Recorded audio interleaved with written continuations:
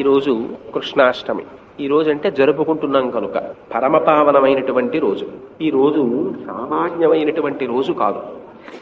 ఎందుచేత అంటే మీరిప్పుడు ఒక కీర్తన చేశారే, దేవకి సుతుడే ఇతడు, దేవదేవుడే ఇతడు, శ్రావణ బహుళ అష్టమి నాడు పొడవని బ్రోవగా అవతరించెను అనుకుంటాను. నేను కరెక్ట్గా చెప్పుకుంటే అని మీరు కీర్తన చేశారు. శ్రావణ బహుళ అష్టమి నాడు జన్మించినటువంటి పరమాత్మ. ఆ తిథి తప్ప ఇంకో తిథి లేదా? ఆ తిథి ఎంచుకోవడం ఎందుకు అంటే అజాయమానో బహుధా విదాయతే అంది శృతి.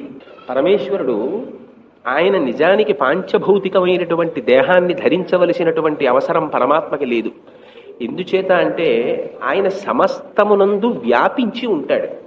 అసలు భగవానుడు తప్ప వేరొకటి లేదు. అటువంటి వాడు ఈ కన్నులతో చూడడానికి అనువైనటువంటి రీతిలో ఒక అవతారమును స్వీకరించవలసినటువంటి అవసరం పరమాత్మకేమిటి అంటే, మీరు ఇందాక ఒక మాట చెప్పారు, పరిత్రాణాయ సాధూనాం వినాశాయ చ దుష్కృతాం ధర్మ సంస్థాపనార్థాయ సంభవామి యుగే యుగే. పరమ భాగవతోత్తములైనటువంటి వారు, స్వామి నిన్నిలా చూడాలనుకుంటున్నామయ్యా అని స్తోత్రం చేస్తే అటువంటి వారి యొక్క భక్తి తన్మయత్వమునకు లొంగిపోయినటువంటి వాడై పాంచభౌతికమైనటువంటి శరీరముతో స్వామి ఆవిర్భవించారు. కానీ ఆయనకి నిజానికి ఆ ఆకారమే భగవానుడు అన్నది కాదు. అందుకే రామాయణం బాలకాండలో చెప్పిన ఏతస్మిన్ అంతరే విష్ణు రూపయాతో మహాద్యుతి శంఖచక్ర గదాపాణి పీతవాస జగత్పతి అన్నారు వాల్మీకి మహర్షి. అంతటా వ్యాపించినటువంటి శ్రీ మహావిష్ణువు అక్కడ అందరి కన్నులకు సుస్పష్టముగా కనపడేటట్టుగా ఆవిర్భవించెను అన్నారు. అలా శ్రీకృష్ణావతారం కూడా శ్రావణ బహుళ అష్టమి నాడు వచ్చింది. అయితే మనం ఒక మాట అనుకున్నాం కదా, ఏం అష్టమి నాడే రావడమేమని. మనకి ఉపాసన చాలా అందంగా రహస్యంగా పెట్టేస్తారు మన వాళ్ళు. అందులో ఉన్నటువంటి రహస్యం తెలుసుకుంటే చాలా అందంగా ఉంటుంది. శ్రావణ మాసం నుంచి 6 నెలలు లెక్క పెట్టండి. శ్రావణము, భాద్రపదము, ఆశ్వీజము, కార్తీకము, మార్గశీర్షము, పుష్యము, మాఘము. మళ్ళీ మాఘమాసంలో చతుర్దశి నాడు అర్ధరాత్రి ఏమిటి వస్తుంది? మహాశివరాత్రి వస్తుంది. అప్పుడు అర్ధరాత్రి 12 గంటల వేళ లింగోద్భవం. అప్పుడు అర్ధరాత్రి 12 గంటలకే పూజ. ఖచ్చితంగా 6 నెలలు వెనక్కి రండి. శ్రావణ బహుళ అష్టమి నాడు అర్ధరాత్రి 12 గంటలకు కరచరణాదులతో కూడినటువంటి మూర్తి యొక్క ఆవిర్భావం. ఏమిటి ఇందులో రహస్యం? ఇదంతా దక్షిణాయనం. స్వామి జగద్గురువుగా ఆవిర్భవించారు. కృష్ణావతారం పరిపూర్ణావతారం, రసోవై సహా. అందుచేతనే పోతన గారు ఒక మాట అంటారు, చేతులారంగ శివుని పూజింపడేని నోరు నొవ్వంగ హరికీర్తి నుడువడేని దయయు సత్యంబు లూనుగా తలపడేని కలుగనీటికి తల్లుల కడుపు చేటు. అంతటా నిండి నిబిడీకృతమైపోయినటువంటి పరమాత్మని మీరు ఇదిగో పరమాత్మ అని ఎలా చెప్తారు? మీరు ఎక్కడని చూపిస్తారు? మీ కన్ను ఎంత దూరం చూడగలదని అనుకుంటోందని మీరు భావిస్తున్నారో అంతకన్నా కూడా ఎక్కువ దూరం ఆయన పరివ్యాప్తమై ఉన్నారు. అదే కదా పురుష సూక్తంలో మొదటి మంత్రంలో సహస్రశీర్ష పురుష సహస్రాక్ష సహస్రపాత్ స భూమిం విశ్వతో వృత్వా అత్యతిష్టదశాంగుళం అన్నాం. ఆయన ఈ బ్రహ్మాండములు ఎంతవరకు ఉన్నాయని మీరు చెప్పగలరో అంతకన్నా కూడా ఒక 10 అంగుళాలు పైకి ఆయన ఉన్నారు. కాబట్టి మీరు ఏం చెప్పగలరు? మీరు చెప్పలేరు. పరమాత్మ అంటే ఇలా ఉంటాడండి, ఇదిగో ఇలా వ్యాపకమై ఉంటాడండి అని ఎవరైనా వాక్కు చేత చెప్తే అది పొరపాటు. ఎందుచేత అది చెప్పడం కుదరదు అసలు. అటువంటి పరమాత్మని మరి అర్చించాలి. ఎలా అర్చిస్తారు? చంద్రశేఖర పరమాచార్యుల వారు అంటారు, ఆపాతాళ నభస్థలస్థ భవన బ్రహ్మాండమా విస్ఫుర జ్యోతిస్ఫాటిక లింగ మౌళి విలసత్పూర్ణేందువాంతామృతై అస్తోకాపుతమేకమీశమరిశం రుద్రానువాకాంజపం ధ్యాయే దీప్సిత సిద్ధయే ధ్రువపదం విప్రోభిషించేచ్చివం బ్రహ్మాండ వ్యాప్త దేహాభసిత హిమరుచాభాసమానా భుజంగై కంఠే కాళాః కపర్దాః కలిత శశికలశ్చండకోదండహస్తాః ద్రక్షా రుద్రాక్షమాలా సులలిత వపుషశాంభవా మూర్తిభేదాః అని ఆ లింగంలోకి లింగీయాత్ అంటే గుర్తు. సర్వత్ర నిండి నిబిడీకృతమైనటువంటి పరమాత్మని పీఠం అంబమయం సర్వం శివలింగైశ్చ చిన్మయం సాకారంచ నిరాకారం నిర్గుణంచ గుణాత్మకం తత్వం తత్పరమం బ్రహ్మ ఇది వేదాంతడిండిమహ అంటారు శంకరులు వేదాంతడిండిమల్లో. సాకారుడైనటువంటి కృష్ణ పరమాత్మ యొక్క ఆరాధన చిట్ట చివరికి మహాశివరాత్రి నాటికి వెళ్ళేసరికి లింగోపాసన స్థాయికి చేరుకోవాలి. అంటే అంతటా నిండి నిబిడీకృతమైపోయినటువంటి పరమాత్మని ఒక గుర్తుగా చెప్పడానికి కరచరణాదులు లేనటువంటి మూర్తి ఉపాసన చెయ్యగలిగినటువంటి స్థాయికి వెళ్ళిపోవాలి. వెళ్ళిపోతే ఏం చేస్తారు మీరు? అభిషేకం చేస్తారు. అభిషేకంలో ఏం చెప్తారు? తస్కరాణం పతయే నమో నమో అంటారు. వంచతే పరివంచతే స్థాయూనాం పతయే నమో నమో. దొంగ నువ్వే. కులాలేభ్య కర్మారేభ్యశ్చ వో నమో నమో. వడ్రంగివాడు నువ్వే. ఫేన్యాయచ సికత్యాయచ. నీటి మీద నురుగు నువ్వే. నా కంటికి ఏది కనపడుతోందో అదంతా నువ్వే. ఇప్పుడు ఏమైంది? కృష్ణ పరమాత్మ భగవద్గీతలో చెప్పినటువంటి విషయాల్ని జాగ్రత్తగా విని మననం చేసుకుని మీరు దక్షిణాయనమంతా అనుష్ఠానం చేసుకుంటూ వెళ్ళినట్టయితే మాఘమాసంలో చతుర్దశి నాడు అర్ధరాత్రి వేళ లింగోద్భవం యొక్క రహస్యం అర్థమైతే లింగోపాసన చేసి కరచరణాదులు కలిగినటువంటి పరమాత్మగా అవతరించి రాక్షసుల్ని సంహరించి సాధువుల్ని రక్షించినటువంటి ఆ పరమాత్మ యొక్క విష్ణువాంశని కీర్తించగలిగినటువంటి నోరును మీరు పొంది ఉన్నట్టయితే ఆనాడు మీరు సార్థకత పొందినట్టు. లేనినాడు కలుగలేటికి తల్లుల కడుపు చేటు. ఎందుకురా ఎన్ని సంవత్సరాలైపోయారా, ఎన్ని శ్రావణ మాసాలు అయిపోయాయి, ఎన్ని మాఘమాసాలు అయిపోయాయి. జన్మానికి ఒక్క శివరాత్రి అన్నారు. అందుకే జన్మానికి ఒక్క శివరాత్రి అంటే ఒక శివరాత్రి చేయమని కాదు దాని అర్థం. ఎప్పుడైనా అర్ధరాత్రి వేళ లింగోద్భవం ఏమిటండి అని అడిగావా గురువుల్ని? అంటే అర్ధరాత్రి వేళ పూజ ఏమిటండి, ఎక్కడా లేదు కదా సనాతన ధర్మంలో. అలా ఆవిర్భవించడం ఏమిటండి? పరమాత్మ కృష్ణుడిగా వస్తే అర్ధరాత్రి వచ్చాడు, లింగమూర్తిగా వస్తే అర్ధరాత్రి వచ్చాడు, ఏమిటి దీని రహస్యం అని అడిగావా? అర్ధరాత్రి వేళే జరగాలి. రాత్రి అంటే ఉన్న వస్తువు యొక్క అస్తిత్వము క్రమముగా కనపడనటువంటి స్థితి, అంటే అజ్ఞానము. పరమాత్మ యొక్క దర్శనము అవడము మాని పరమాత్మ కన్నా భిన్నమైన రీతిలో జాయతే గచ్చతే ఇది జగత్ అని వచ్చి వెళ్ళిపోయేటటువంటి జగత్తుగా సమస్తమును చూసేటటువంటి నీ దృష్టి తదంతరమైనటువంటి పరమాత్మ దర్శనము వైపుకి మారితే గాఢాంధకారమైనటువంటి హృదయ క్షేత్రమునందు ఆ చీకటిలో అదిగో అప్పుడు నీకు జ్ఞానోదయము కలిగినట్టు. ఆ జ్ఞానోదయం అవడానికి నువ్వు పొందినటువంటి జన్మ మనుష్య జన్మ.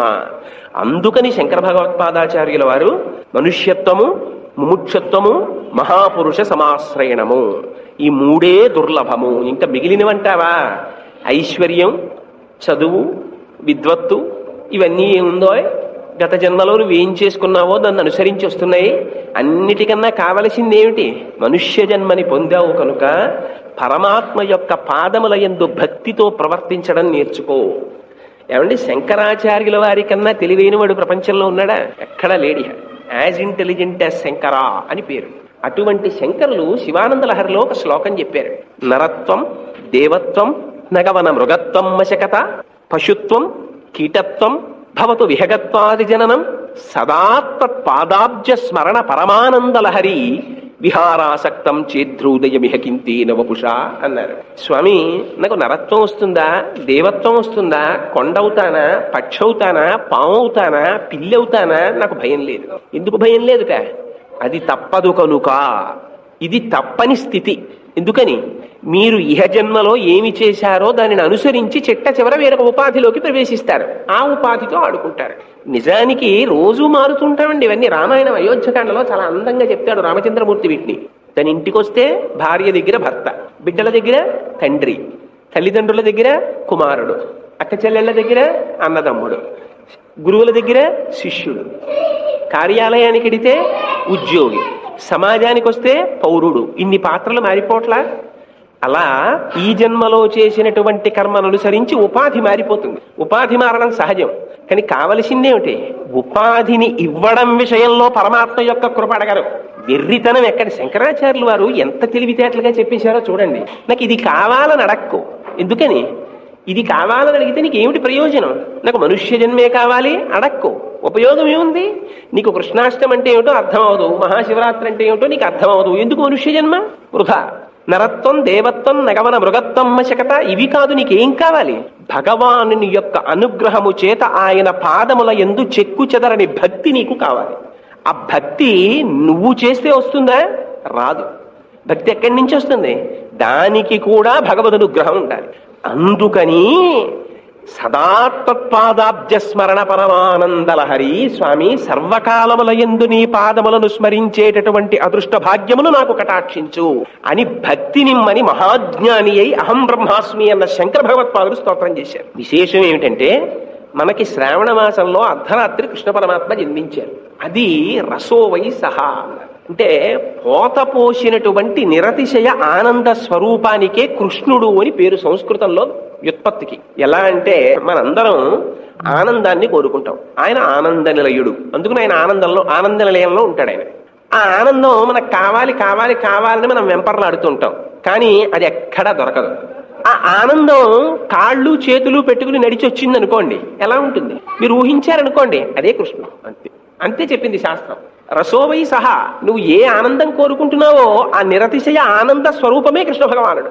నువ్వు ఆయన పాదములు పట్టుకుంటే ఏమవుతుంది, ఆయన మళ్ళీ నీకు ఆ ఆనందాన్నే ఇస్తాడు. ఏ వస్తువులో ఏ పదార్థం ఉన్నదో ఆ పదార్థము యొక్క విలువనే నీకు ఇవ్వగలదు. విషం తాగి అమృతత్వాన్ని పొందాలంటే కుదరదు, అమృతాన్ని తాగి తక్షణం మరణించాలంటే కుదరదు. పరమానంద స్వరూపుడైన కృష్ణ పరమాత్మ యొక్క పాదములు పట్టి నాకు అజ్ఞానం ఉండాలంటే కుదరదు. అంతటి నిరతిశయ ఆనంద స్వరూపుడైనటువంటి కృష్ణ పరమాత్మ యొక్క పాదములు పట్టడం అంత తేలిక. మళ్ళీ వెంటనే భాగవతం ఎందుకు వచ్చిందో తెలుసా అండి? ఇది భాగవతంలో ఉన్న రహస్యం. అసలు భాగవతం నిత్యపారాయణ, ప్రతిరోజు ఒక ఘట్టాన్ని అర్థం చేసుకునే ప్రయత్నం చెయ్యాలి. ఎంత ప్రయత్నం చేసినా అసలు భాగవతానికి ఉన్న గొప్పతనం ఏమిటంటే, ఒకే ఒక శ్లోకాన్ని తీసుకుంటే కొన్ని రోజులు కొన్ని నెలలు ఉపన్యాసం వెళ్ళిపోతుంది. అంత గొప్పగా దాన్ని తీసుకొచ్చారు. వ్యాస భగవానుడు తీసుకొచ్చాడు, పోతనామాచ్యుల వారు తీసుకొచ్చారు. అందులో చాలా చిత్రాతి చిత్రమైనటువంటి విషయం ఏమిటంటే, మనకి కృష్ణ పరమాత్మ యొక్క స్తోత్రం చేసినటువంటి మహాభక్తులలో భీష్ముడు ఒకరు. ఇవాల్టి రోజున భీష్ముడి పేరు చెప్పుకోగానే కృష్ణ పరమాత్మ చెవిగొగ్గి వింటారు. ఎందుకో తెలుసా అండి? ఆయనకి ఆచార్యుడు అని పక్కన కలిసింది. ఆయన భీష్మాచార్యుడు, ఆయన మహాజ్ఞాని, ఆయనకి సమస్తం తెలుసు. అటువంటి వాడు అంపశయ్య మీద పడిపోయి స్తోత్రం చేశాడు. ఎవరిని స్తోత్రం చేశాడు? విష్ణు సహస్రనామ స్తోత్రాన్ని ఇచ్చాడు మనకి. తుదన బొటనవేలి దగ్గర నుంచి తన ప్రాణాల్ని వెనక్కి లాగేసి ఉత్తరాయణ పుణ్యకాలం కోసమని నిరీక్షించాడు. ఉత్తరాయణ పుణ్యకాలంలో ఏకాదశి ఘడియలు వచ్చిన తరువాత ఆ లోపల ఉండేటటువంటి ఆత్మస్వరూపంలోకి మనస్సుని ఇంద్రియాలని లయం చేసేసి తాను ఆత్మస్వరూపంగా నిలబడిపోయి సాక్షి మాత్ర చైతన్యంగా అనంతమైన కృష్ణ చైతన్యంలో కలిసిపోయాడు. ఇది పరమ ప్రయోజనం. భాగవతానికి పరమ ప్రయోజనం అది. అదిగో అటువంటి భక్తి, ఆ భక్తి చేత జ్ఞానము. మరి జ్ఞానమునకు భక్తికి కూడా కలగలుపైనటువంటి భీష్ముడు చిట్ట చివర చెప్పినటువంటి మాటలకి ఒక సాధికారకత ఉంది. ఎందుకని? మీకు మామూలుగా కూడా ఒక వ్యక్తి హాస్పిటల్లో మరణశయ్య మీద ఉన్నాడు అనుకోండి, ఆయన ఏదో బలవంతంగా ఎవరో ఏదో చేశారు అని అనుమానం వచ్చింది అనుకోండి, పోలీసులు వచ్చి మరణ వాంగ్మూలము అని తీసుకుంటారు. ఆ మరణ వాంగ్మూలానికి ఎదురు ఉండదు. వాడు ఏం చెప్పి చచ్చిపోయాడో అదే శాస్త్రం, అదే నిజం. భీష్ముడంతటి మహాజ్ఞానికి శరీరాన్ని విడిచిపెట్టే ముందు అబద్ధం చెప్పవలసినటువంటి అగత్యం భీష్మాచార్యుల వారికి లేదు. అటువంటి భీష్ముడు చాలా చిత్రమైనటువంటి స్తుతి చేశాడు కృష్ణ పరమాత్మని. అంపశయ్య మీద పడుకుని ఆయన అన్నాడు, త్రిజగన్మోహన నీలకాంతితను ఉద్దీపింప ప్రాభాత నీరజ బంధు ప్రభమైన చేలము పయిన్ రంజిల్ల నీలాలక వ్రజ సంయుక్త ముఖారవిందమతి సేవ్యంబై విజృంభింప మా విజయుంజేరెడు వన్యకాడు మది నావేశించు నెల్లప్పుడు. ఏమి పద్యమండి నిజంగా! ప్రతిరోజు నిద్ర లేవగానే కృష్ణ పరమాత్మను ఉద్దేశించి చెప్పుకోవలసినటువంటి పద్యం ఈ పద్యం. ఆయన ఎటువంటి పద్యం చెప్పాడో చూడండి. కృష్ణుడు ఇంత గొప్పవాడండి, కృష్ణుడు అంత గొప్పవాడండి చెప్పలేదు అసలు కృష్ణుడి గురించి. ఆయన అన్నాడు, త్రిజగన్మోహన నీలకాంతితను ఉద్దీపింప. నల్లటి కాంతి కలిగిన వాట. ఆ కాంతి ఎటువంటిదిట? మూడు లోకములలో ఉండేటటువంటి వాళ్ళకి కూడా త్రిజగన్మోహన నీలకాంతి, మోహింప చేయగలిగినటువంటి నల్లని కాంతి శరీరంలో ఉద్దీపిస్తుండగా పైన వేసుకున్నటువంటి ఆ చేలాంచలం ఉత్తరీయం, తెల్లటి ఉత్తరీయం వేసుకుంటున్నటువంటి వాడై మా విజయుంజేరుడు వన్యకాడు అర్జునుడి దగ్గరికి వెళ్ళినటువంటి కృష్ణుడు. మీరు ఇది చాలా జాగ్రత్తగా అండర్లైన్ చేసి గుర్తుపెట్టుకోవాలి. భీష్ముడు చెప్పిన మాటలో కృష్ణుడి దగ్గరికి వెళ్ళిన అర్జునుడిని కాదు, అర్జునుడి దగ్గరికి వచ్చిన కృష్ణుడు. మా విజయుంజేరుడు వన్యకాడు మదినావేశించు ఎల్లప్పుడు, నా మనస్సుని ఆవేశించుగాక. ఏమి మాట చూడండి ఇది. ఇది జన్మాష్టమి నాడు మనం చెప్పుకోవలసిన పద్యం. ఎందుకని? మనస్సు చంచలం, సంకల్ప వికల్ప సంఘాతం. అది ఎప్పుడు ఏదో ఒక దాన్ని పట్టుకుని వెళ్ళిపోతుంటుంది. అది ఉండమంటే ఉండదు. అటువంటి మనస్సుని ఇవాళ భీష్మాచార్యులు వారు ఒక విషయం అడుగుతున్నారు. ఏమడుగుతున్నారు? విజయుంజేరుడు వన్యకాడు. ఆయన ఏమడిగాడు? నాకేం అక్కర్లేదయ్యా కృష్ణ, నువ్వు నా రథం మీద కూర్చో చాలన్నాడు. ఎత్ర యోగేశ్వర కృష్ణో ఎత్ర పార్థో ధనుర్ధర తత్ర శ్రీ విజయోభూతి ధ్రువానీతిర్మతిర్మవ.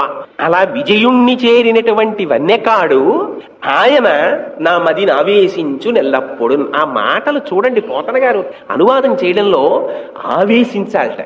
మనం ఓ మాట అంటాం, ఏమిట్రా వీడికి ఏమైనా ఆవేశమా పూనకమా ఏమిటది అలా మాట్లాడేస్తున్నాడని. వాడికి ఇంకొక విషయం మీదకి వెళ్ళదు బుద్ధి. ఇంకా తను ఏం మాట్లాడుతున్నాడో అదే.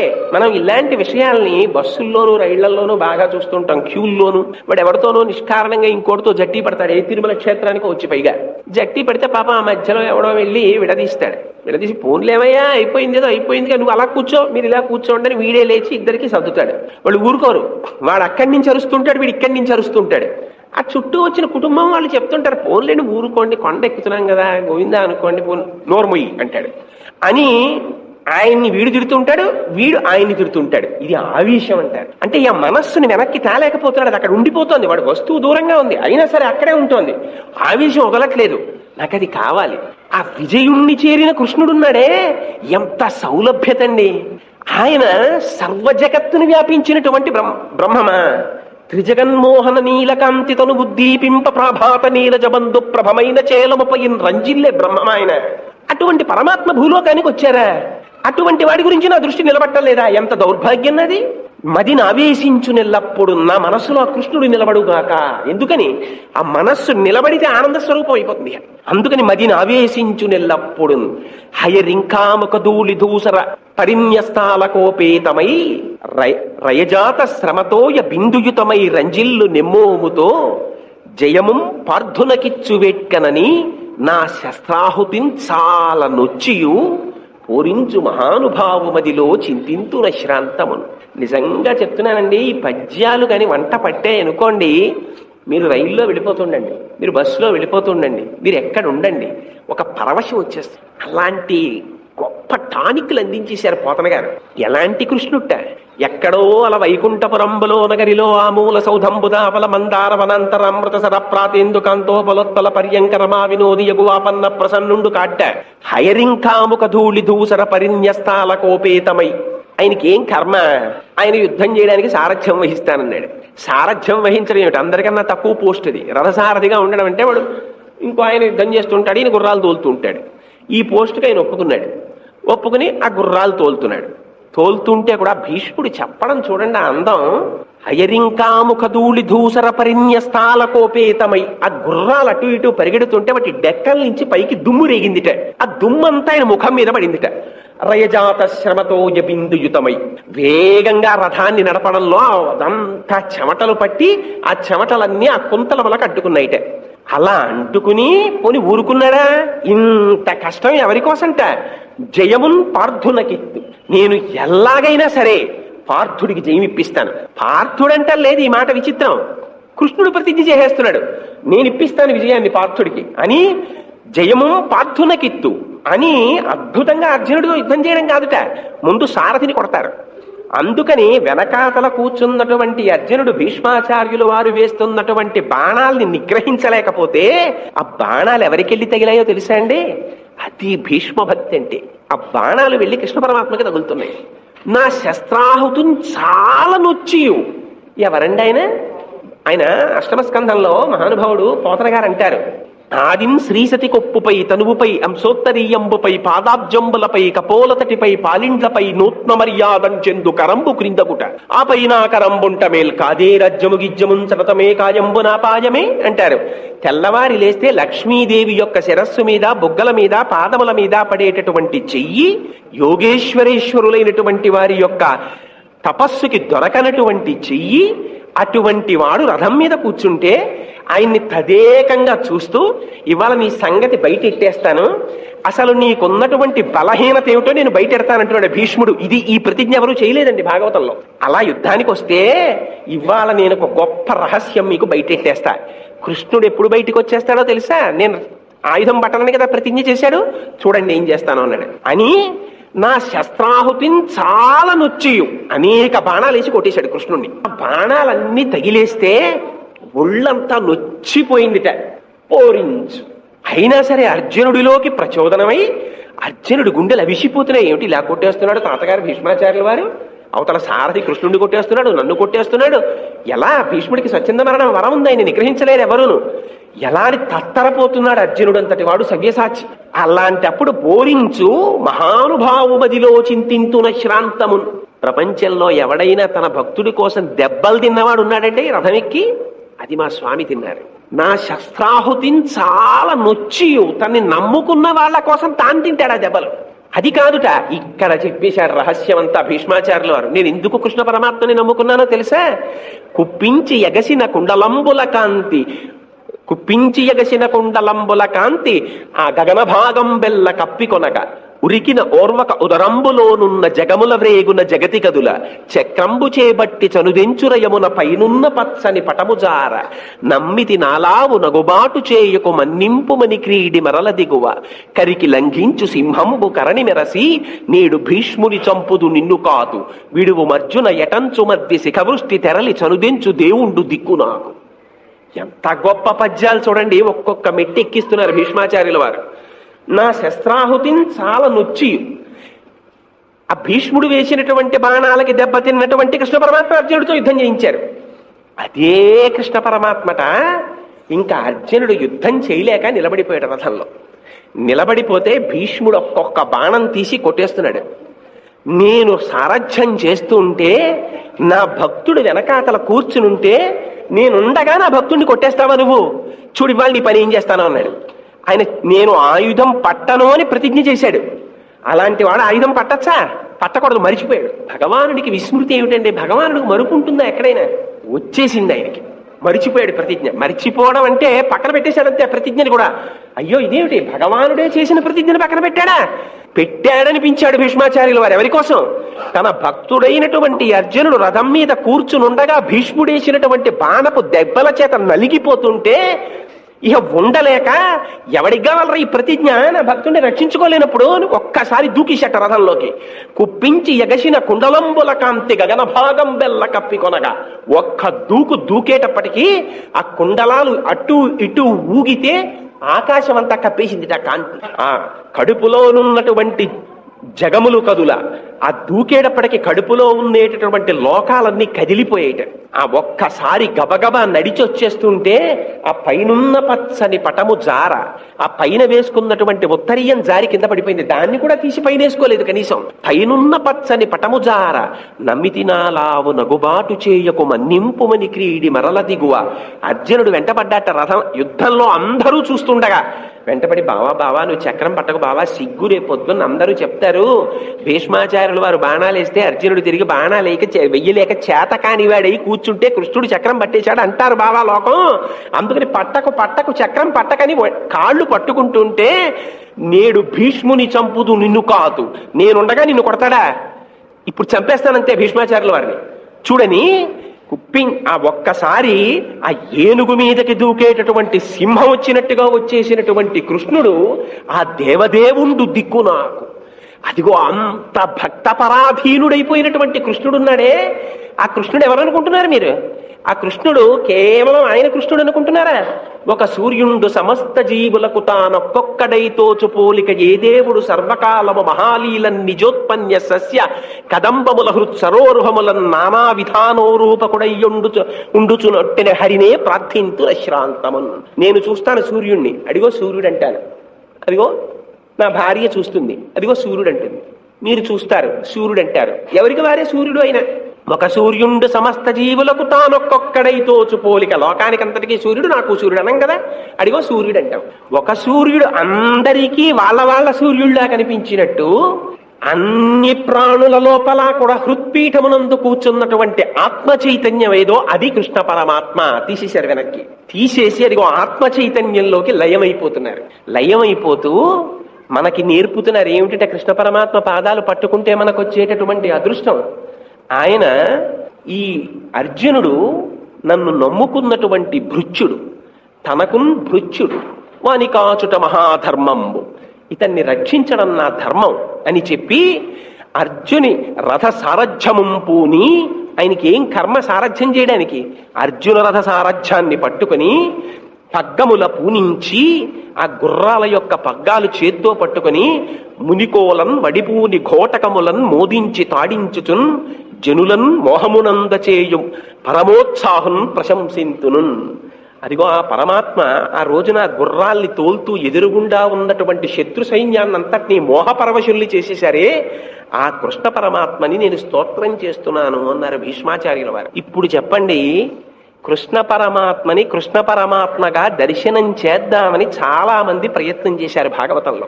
ఎవ్వరికీ కూడా కృష్ణుణ్ణి తెలుసుకోవడం అనేటటువంటిది సాధ్యమయ్యేటటువంటి విషయం కాదు. ఎక్కడో ఒక వ్యాసుడికి, ఒక శంకర భగవత్పాదులకి జ్ఞానము చేత దొరకచ్చు. కానీ అంతటి కృష్ణ పరమాత్మ, అంతట విశ్వమునందు నిండి నిబిడీకృతమైపోయినటువంటి వాడు ఎంత భక్తపరాధీనుడో తెలుసండి ఆయన. అందుకని భీష్మాచార్యులు వారు స్తోత్రం చేశారు. మన కోసం దెబ్బలు కూడా తింటట్టు ఆయన. ఎంతటి భక్త సులభుడంటే, ఏదైనా అవతారం స్వీకరించినప్పుడు సాధారణంగా శ్రీ మహావిష్ణువు ఒక అవతారాన్ని స్వీకరించినప్పుడు శ్రీ మహావిష్ణువుగా కనపడరు. ఎక్కడ రామావతారం వచ్చింది, రామావతారం వస్తే ఎలా వచ్చింది? తతశ్చ ద్వాదశే మాసే చైత్రే నామకేతిథౌ అని బాలకాండలో వర్ణిస్తారు వాల్మీకి మహర్షి. ఆ 12 నెలలు కౌసల్యాదేవికి గడిచిపోయిన తరువాత చైత్రమాసంలో నవమి తిథి నాడు రామచంద్రమూర్తి ఆవిర్భవించారు, రాముడిగా ఆవిర్భవించారు. కృష్ణావతారం అలా రాలేదు, విచిత్రం. ఆయన రావడం ఎలా వచ్చారో తెలుసా అండి? శ్రీ మహావిష్ణువుగా వచ్చారు. లధరదేహు నాజాను చతుర్బాహు సరసీరుహక్షు విశాలవక్షు జారు గదా శంఖ చక్ర పద్మ విలాసు కంఠ కౌస్తుభమణి కాంతిభాను కమనీయ కటిసూత్ర కంకణ కేయూర శ్రీవత్సలాంఛనంచిత విహారు మరుకుండల ప్రభాయుత కుంతల లలాటు వైఢూర్యమణిగణ వరకిరీటు బాలు పూర్ణేందు రుచిజాలు భక్త లోకపాలు సుగుణాలవాలు కృపావిశాలు చూచి తిలకించి పులకించి చోద్యమంది ఉబ్బి చెలరేగి వసుదేవుడు ఉత్సహించి. సాక్షాత్తుగా ఎలా కనపడ్డారో తెలుసా అండి? ఏ స్వామిగా మీరు చూడాలని కోరుకుని విష్ణు సహస్రనామ స్తోత్రం చెప్పేటప్పుడు క్షీరోదన్వ ప్రదేశే శిచుమణి విలసత్సైకతే మౌక్తికానాం మాలా క్లుప్తా సనస్తస్ఫటిక మణినిభైర్మౌక్తికైర్మండితంగ శుభ్రైరభ్రైరథభ్రైరుపరి విరచితైర్ముక్త పీయూష వర్షైః ఆనందీన పునీయాత్తరినలిన గదా శంఖపాణిర్ముకుంద అని మేఘశ్యామం పీత కౌసేయవాసం శ్రీవత్సాంకం కౌస్తుభోద్భాసితాంగం పుణ్యోపేతం పుండరీకాయతాక్షం విష్ణుం వందే సర్వలోకైకనాథం అని అడుగుతాము. అటువంటి వాడై ఆ పీతాంబరం కట్టుకుని నల్లటి వర్ణంతో కౌస్తుభమణిని దాల్చినటువంటి వాడై మెడలో వనమాల వేసుకుని నాగాభరణాల్ని ధరించి ఆ శంఖ చక్ర గదా పద్మములను 4 హస్తములలోనూ ధరించినటువంటి వాడై అర్ధరాత్రి వేళ కారాగారంలో దర్శనమిచ్చారు. ఆశ్చర్యపోయింది దేవకి, ఆశ్చర్యపోయింది వసుదేవుడు, ఆశ్చర్యపోయాడు, స్తోత్రం చేశారు. చిత్రం ఏమిటంటే భగవానుణ్ణి చూసేటప్పటికి సత్యం తెలిసిపోతుంది. తెలిసిపోయి వాళ్ళు అన్నారు, సర్వము నీలోనిదిగా సర్వాత్ముడమాత్మవస్తు సంపన్నుడవై సర్వమయుడవగు నీకును సర్వేశ్వర లేవు లోను సంధులు వెలియన్నన్నారు. స్వామి, నువ్వు అంతటా వ్యాపించిన వాడివి, ఇవాళ మా అదృష్టం, నువ్వు మాకు ఇలా పాంచభౌతికమైనటువంటి శరీరంతో కనపడుతున్నావు అని స్తోత్రం చేశారు. అయితే చిత్రం ఏమిటంటే అదే కృష్ణుడు. ఆ కృష్ణుడు దేవకీ వసుదేవులకి కనపడినటువంటి వాడు, నేను శ్రీ మహావిష్ణువుని, మీరు 3 జన్మల క్రితం తపస్సు చేశారు, అందుకని 3 జన్మలు మీకు కొడుకుగా పుడతానని వరమిచ్చాను. అదిగో మొదటి జన్మలో కృష్ణి గర్భుడిగా వచ్చాను, 2వ జన్మలో వామనమూర్తిగా వచ్చాను, 3వ జన్మలో కృష్ణ పరమాత్మగా వచ్చానని చెప్పి తన యొక్క స్వరూపాన్ని ఉపసంహారం చేశారు. నీ తల మీద పెట్టుకుని తీసుకుని వెళ్ళి నందవ్రజంలో పెట్టి అక్కడ ఉన్నటువంటి యోగమాయని తీసుకొచ్చి ఇక్కడ పడుకోబెట్టవలసింది. తీసుకెళ్ళాడు కదండి వసుదేవుడు. దేవకీదేవికి తెలుసు కదా, అయ్యా పుట్టినటువంటిది మగపిల్లవాడు, ఆడపిల్ల కాదు. ఆ పుట్టిన పిల్లవాడిని తీసుకెళ్లిపోయారు. ఆయనే చెప్పాడు, నందవ్రజంలో పడుకోబెట్టేశాం, యమున దారిచ్చేసింది, అట్నుంచి తిరిగి వచ్చేశాడు, ఆడపిల్లని ఇక్కడ పడుకోబెట్టారు, ఈ పిల్ల మా పిల్ల కాదు అని తెలియదండి దేవకీదేవికి. వసుదేవుడికి తెలియదా? కంసుడు వచ్చాడు. వస్తే చిత్రం ఏమైందో తెలుసా అండి? అన్న శమింపుమన్న తగదల్లుడు కాడిది మేనకోడలౌ మన్నన చేయుమన్న వినుమానిని చంపుట రాచపాడి కాదన్న సుకీర్తివై మనగదన్న మహాత్ములు పోవు త్రోవ పోవన్న భవత్ సహోదరి కదన్న నినున్ శరణంబు వేడెదన్ అంది. అయ్యయ్యో అన్నయ్య, కొడుకు కాడన్నయ్యా, ఆడపిల్లన్నయ్యా, మేనకోడలన్నయ్యా, నువ్వు మేనమామ అన్నయ్యా, మేనమామల ముద్దు మేలైన ముద్దు అని పేరన్నయ్యా, ఆ పిల్లకి ఆభరణం పెట్టాలి, ఏదైనా వస్త్రం ఇవ్వాలి, కానీ అదేమిటన్నయ్యా ఆడపిల్లని చంపేస్తావా? వద్దన్నయ్యా అని ఆడపిల్ల కనీసం దీన్ని విడిచిపెట్టేయమని గట్టిగా కౌగిలించుకుంది. ఏమిటన్నా మాయ? ఇది విష్ణు మాయ. ఈ మాయ ఆవరించినప్పుడు ద్వంద్వం కనపడుతుంది, సుఖదుఖములు కనపడతాయి. పరమాత్మయే కనపడిన నాడు ఆనంద స్వరూపుడై ఉంటాడు. ఆ దేవకే ఆనందాన్ని పొందింది. సర్వము నీలోనిదిగా సర్వాత్ముడవాత్మ వస్తు సంపన్నుడవై సర్వమయుడవగు నీకును సర్వేశ్వర లేవులోను సంధులు వెలియన్నది. అదే దేవకి విష్ణుమాయ ప్రసరిస్తే అన్న శమింపుమన్నత కదల్లుడు కాడిది మేనకోడలవు అని. కంసుడికి ఎంత అజ్ఞానం చూడండి. ఆ పిల్లని లాగేసి పైకి విసిరేశాడు. వాడికి అదో అలవాటు. ఆ పిల్ల పైకి విసరడం కూడా కాదు, వాడు గిరగిర తిప్పి అక్కడ ఉన్నటువంటి బండకేసి కొట్టడం కోసమని విసురుతాడు. ఆ బండకి తగిలి చచ్చిపోయారు పిల్లలందరూ. అలా చచ్చిపోవడం వెనకాతలు కూడా మీకు భాగవతం బాహ్య కథ కాదండి, దీని వెనకాతల ఎన్నో రహస్యాలు ఉన్నాయి. ఎందుచేత ఈ మాట అంటున్నానంటే, అసలు మొట్టమొదటి పిల్లాడు పుట్టాడు దేవకీ వసుదేవులకి. పుడితే పాపం కంసుడు అన్నాడు ఆ పిల్లాన్ని పట్టుకొచ్చి చంపేస్తానన్నాడు. వసుదేవుడు నేను మాట ఇచ్చాను కదా, ఆ కొడుకు పుడితే ఇచ్చేస్తానని పట్టుకెళ్ళి ఇచ్చేసాడు. ఇచ్చేస్తే చూశాడు బావగారి వంక. పలికిన పలుకులు తిరుగక వలయక వంచనము లేక సుతుల రిపునకు అలగక ఇచ్చిన ధీరుండిల వసుదేవుండు తప్ప ఇతరులు కలరే. ఆడిన మాట తప్పకూడదని కొడుకుని పట్టుకెళ్ళి శత్రువుకి ఇచ్చేశాడా చంపడానికి. ఇలాంటి వసుదేవుడికి అష్టమ గర్భానికి కదా నన్ను చంపేవాడు పుట్టేది, వీడిని చంపేయడం ఎందుకు పాపం అని, బావా 8వ గర్భానికి పుట్టిన పిల్లాన్ని తీసుకురా చంపేస్తాను, ఈ పిల్లాన్ని తీసుకెళ్ళిపో అన్నాడు. వసుదేవుడు సంతోషించలేదుట. ఏమో ఇలాంటి వాళ్ళ మనస్సు ఎలా ఉంటుందో అని ఆ పిల్లాన్ని పట్టుకుని వెళ్ళిపోయాట. నారదుడు వచ్చాడు. వచ్చి కంసుడి దగ్గరికి వెళ్ళి, కంసా నువ్వు ఎంత వెర్రివాడివోయ్, ఆ పిల్లాన్ని ఇచ్చేసావా అని ఒక రహస్యం చెప్పాడు. ఒకనాడు నారదుండొయ్యన కంసుని ఇంటికి చనుదించి ఏకతమున మందలోపలనున్న నందాదులను వారి భార్యలు పుత్రులు బాంధవులను దేవకి మొదలుగా కల తెరవలు వసుదేవుడాదిగా కల సర్వ యాదవులను నరులు సురలు కాని నిజము నరులు కాలని తెలిపి కంసుండ నీవు రకసుడవనియు భూభారమును తొలగింపవలసిన దేవమయుడు చక్రి దేవకీదేవికి కృష్ణుడిగా జనించు అని చెప్పేటప్పటికీ, ఓయ్ వెర్రివాడా, ఆ దేవకీదేవి, ఆ వసుదేవుడు, ఆ యశోద, ఆ నందవ్రజంలో ఉన్న వాళ్ళు, నందుడు, వీళ్ళందరూ దేవతలయ్యా. ఆ పుట్టినటువంటి 8వ గర్భానికి పుట్టేటటువంటి వాడు కృష్ణుడు. వాడు భూతలంబును చెరుప పుట్టిన చెనటి దైత్యులనెల్ల సంహరించునని తెలిపి చెనియదివికి. ఈ పుట్టిన పిల్లలు కూడా ఏ అమాయకులు కారు. 8వ గర్భానికి పుట్టినవాడు కదా నా శత్రువు అని నువ్వు అనుకుంటున్నావు, కానీ ముందు పుట్టిన వాళ్ళందరూ కూడా దేవతలే పుట్టారు, వదిలేస్తే నిన్ను చంపేస్తారన్నాడు. అనేటప్పటికీ వాడికి హడలు పుట్టింది. అమ్మో అయితే వదిలేయకూడదులా ఉంది అని మళ్ళీ ఆ పిల్లల్ని పిలిపించి తెప్పించుకుని వాళ్ళని చంపేశాడు. నారదుడు ఈ పని చెయ్యొచ్చా? ఎందుకు ఈ పని చేయడం? భాగవతంలో ఇది రహస్యం. భాగవతంలో మీరు ఇది చదివితే దీనికి కావలసినటువంటి పరిష్కారానికి మళ్ళీ వేరొక గ్రంథాలు చూడాలి. దేవీ భాగవతంలో చెప్పారు వ్యాసుల వారు దీనికి రహస్యాన్ని. షడ్భర్గులని ఉండేవారు పూర్వం. వాళ్ళు మరీచి అని ఆయన మహానుభావుడు, గొప్ప ఋషి. ఆయనకి ఊర్ణాదేవి అని భార్య. ఆ మరీచికి ఊర్ణాదేవికి 6 కొడుకులు పుట్టారు. వారు బ్రహ్మజ్ఞానులు. వారు ఒకనాడు బ్రహ్మగారి దగ్గరికి వెళ్ళారు. వెళితే బ్రహ్మగారు కమలంలో కూర్చుని ఉన్నారు, చతుర్ముఖుడి. చూశారు. చూసి అయ్యో ఏమిటో బ్రహ్మగారు అంటారు, చతుర్ముఖ బ్రహ్మ అంటారు, వేదాలని చెప్తుంటాడంటారు, సృష్టి చేస్తాడంటారని. వీళ్ళకి ఏమిటో బ్రహ్మగారిని చూసి బ్రహ్మగారి చరిత్రకి సంబంధించినటువంటి ఒక విషయం స్ఫురణకొచ్చి వాళ్ళు నవ్వారు సభలో. నవ్వితే వెంటనే బ్రహ్మగారు చూశారు. మరి మీరు బ్రహ్మజ్ఞానులై నా సమక్షంలోకి వచ్చి ప్రవర్తించకూడని రీతిలో పెద్దల చరిత్రలో ఎంచకూడని విషయాన్ని ఎంచి నవ్వారు కనుక రాక్షసులై పుట్టండని శపించారు. శపిస్తే వాళ్ళొచ్చి హిరణ్యకశిపుడి కడుపున పుట్టారు. హిరణ్యకశిపుడి కడుపున పుడితే వాళ్ళు అంతకుముందు బ్రహ్మజ్ఞానులు కనుక వెళ్ళి తపస్సు చేశారు. తపస్సు చేస్తే వాళ్ళకి ఏదో దేవతల చేత, దానవుల చేత, గంధర్వ యక్షకింద్రకిం పురుషుల చేత మరణం లేకుండా వరం ఇచ్చారు బ్రహ్మగారు. వాళ్ళు వచ్చి వాళ్ళ నాన్నగారికి చెప్పారు, నాన్నగారు గొప్ప సంతోషకరమైన వార్త, మేము తపస్సు చేశామండి, మాకేమో వరం ఇచ్చారండి, మాకెవ్వరి వల్ల మరణం లేదండి అన్నారు. అంటే హిరణ్యకశిపుడు అన్నాడు, ఓరి మీ అసాధ్యం కోలా, నేను ఇంకా తపస్సు చేసి అలాంటి వరం తెచ్చుకుందాం అనుకుంటున్నాను, మీరు అప్పుడే వెళ్ళి తపస్సు చేసి అలాంటి వరం పొందారా?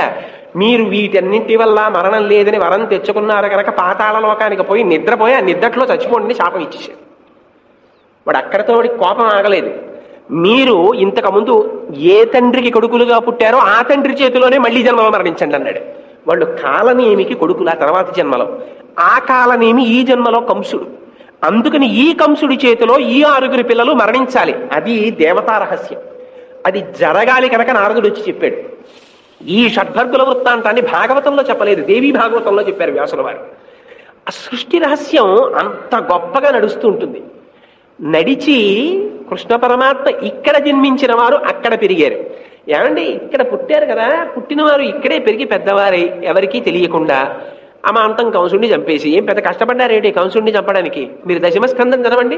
ఆ మంసాగ్రంబున నుండి రంగధరణి మధ్యంబునన్ కూలియే సంచారంబును లేక చిక్కి అని పోతన గారు వర్ణిస్తారు. ఆ మంచం మీద కూర్చున్నాడు, ఎగిరివాడి మీదకి ఎక్కువ ఒక గుద్దు గుద్దారు. వాడు అక్కడి నుంచి రంగస్థల మధ్యంబునన్ కూలి పంచత్వము పొంది పంచాస్యంబు గజంబు నిచ్చుపగుదిన్ బాహో బలోల్లాసి అయ్యి అన్నారు. సింహం ఏనుగుని లాగి అవతల బారేసినట్టుగా వాడి శవాన్ని పట్టుకుని ఈడ్చి అవతల బారేశాడు కృష్ణ పరమాత్మ. మరి అది అక్కడ ఉండి చంపేయలేరా?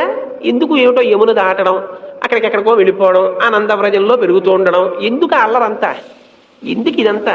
ఇదేనా భాగవతం? దాని గురించేనా మనం చదువుకోవడం? అది కాదు. అందులో ఒక రహస్యం ఉంది. కంసుడున్న చోట కృష్ణుడు ఉండడు. ఎవరు కంసుడు? కంసుడు కాలనేమి. కాలనేమి అంటే ఏంటి? నేమి అంటే ఇరుసు, కాలం అంటే చక్రం. ఆ చక్రమునకు ఉండేటటువంటి ఇరుసు కామం. ఎక్కడ కాముడు ఉంటాడో అక్కడ రాముడు ఉండడు. రామాయణంలో వాల్మీకి రామాయణం కాదు కానీ ఒక చోట చెప్తూ ఉంటారు, ఎందుకు సీతాదేవిని అనుభవించడానికి అంత కష్టపడతావు, రాముడి వేషం వేసుకుని వెళ్ళిపోతే సరిపోదా అని అడిగింది ఒక ఆవిడ. నాకు మాత్రం ఇంతపాటి ఆలోచన లేక కాదు, నాకు ప్రచ్ఛన్న వేషం తెలుసు, నేను రాముడిగా మారిపోగలను. కానీ వచ్చిన బాధ ఏమిటంటే రాముడిగా మారిపోగానే కాముడు చచ్చిపోతాడు, నాకు ఈ కాలం ఉండదు, అందుకని నేను రాముడి వేషం వేసుకోవట్లేదన్నాడు. కంసుడు కాలనేమి అంటే కోరిక.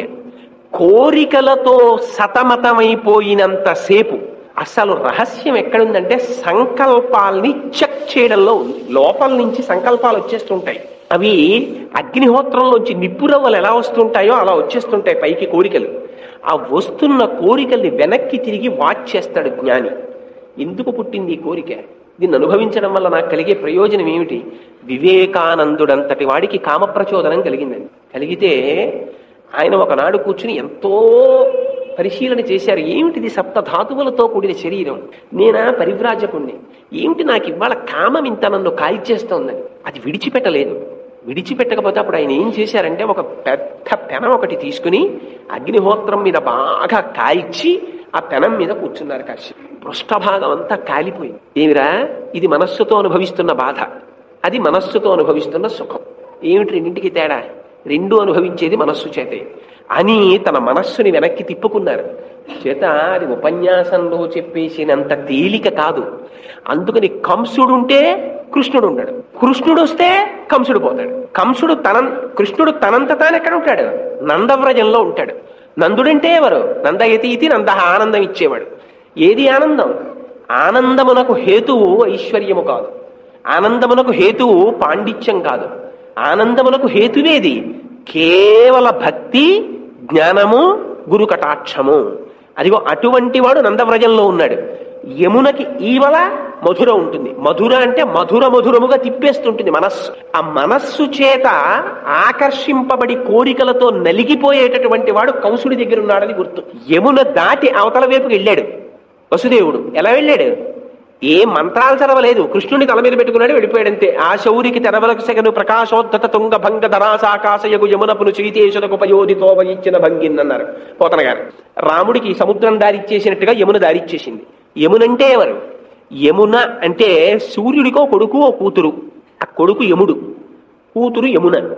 ఆ సూర్యుడు ఆగకుండా తిరుగుతూ ఉంటాడు, యముడు ఆగకుండా ఎవరికి టైం అయిపోతే వాళ్ళ ఉసురు తీసేస్తుంటాడు.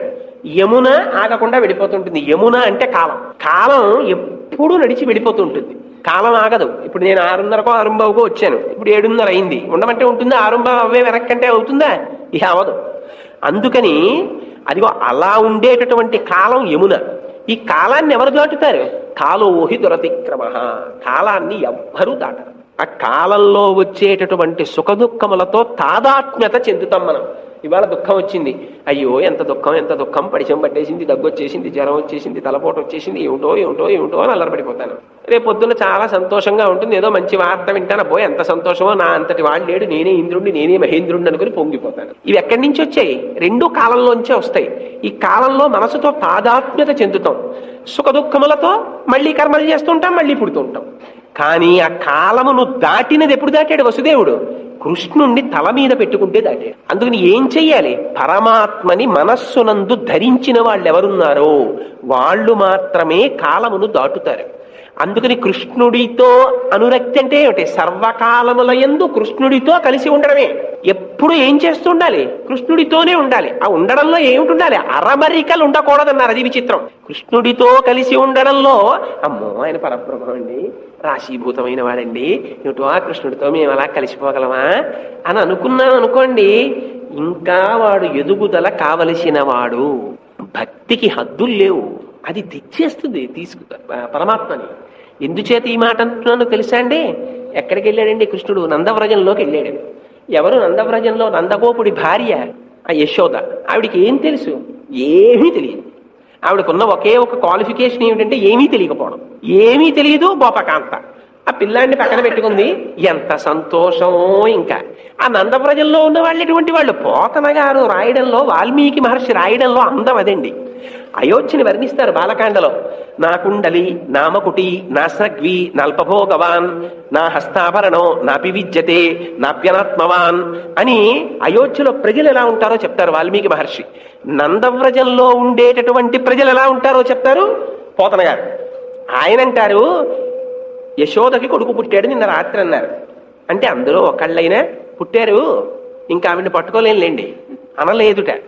ఏమినోమ ఫలము ఇంత ప్రొద్దొక వార్త వింటిమ బలలా రవీనులర మన యశోద చిన్న మగవానిక నిన్నట చూచివత్తమమ్మ సుధతులార. ఇది యాదవ భక్తి అంటే. ఏంటి? అందులో కల్మషం లేదు. వాడి సుఖం తన సుఖం, వాడి దుఃఖం తన దుఃఖం, అంతే. ఆ పద్యం చూడండి ఎంత అందంగా వెళ్ళిందో. ఏమినోమ ఫలము ఇంత ప్రొద్దొక వార్త వింటిమ బలలా రవీనులరా. అబ్బా, చెవులకి తృప్తి కలిగేటట్టుగా ఒక గొప్ప మాట విన్నాం.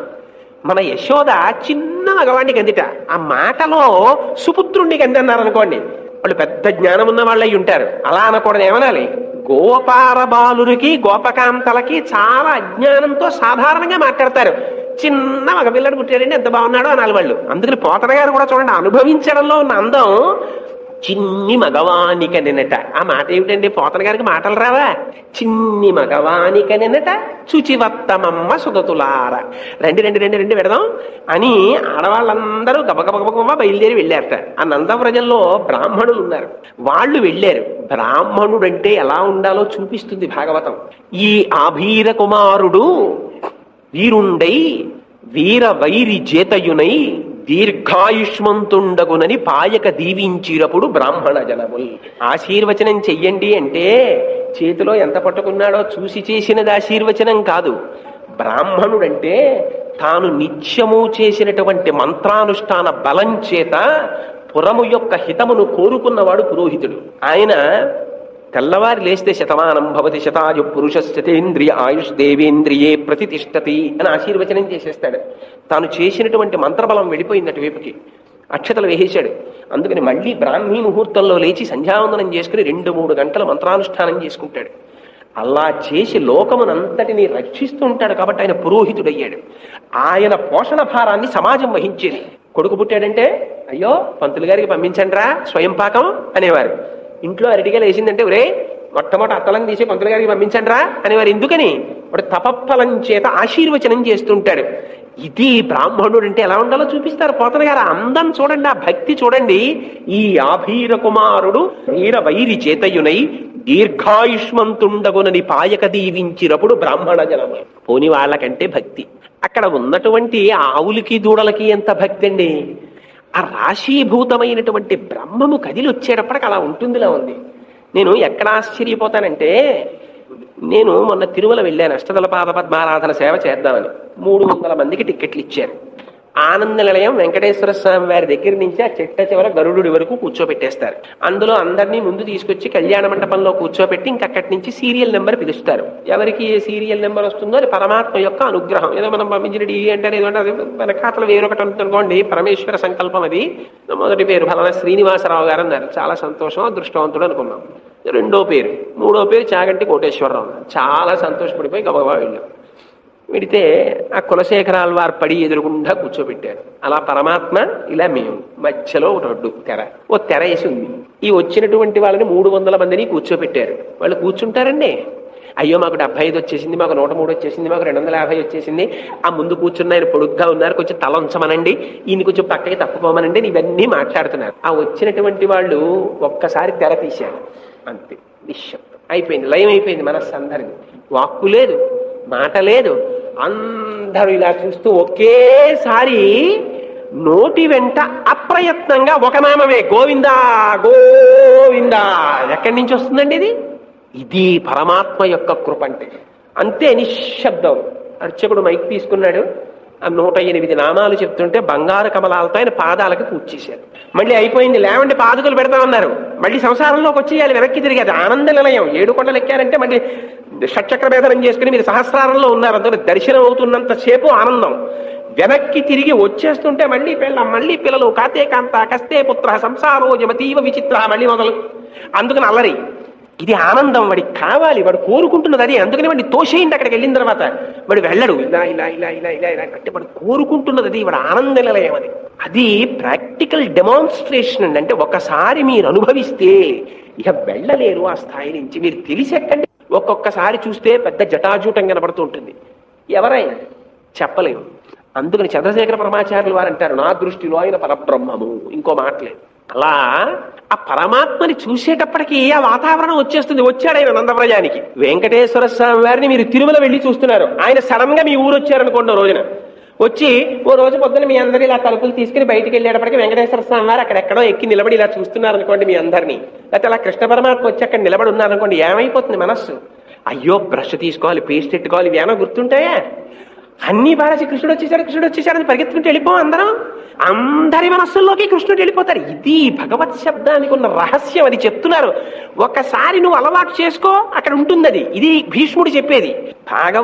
భాగవతం పద్యాల కింద చదివేది నేర్చుకోకు, అనుభవిస్తుండు. ప్రతి పద్యాన్ని అనుభవించావనుకో, ఒకసారి వెడితే ఏం చేశారు? దీనికి పశుపక్షాదులతో నిమిత్తం లేదు, అన్ని ప్రాణులే.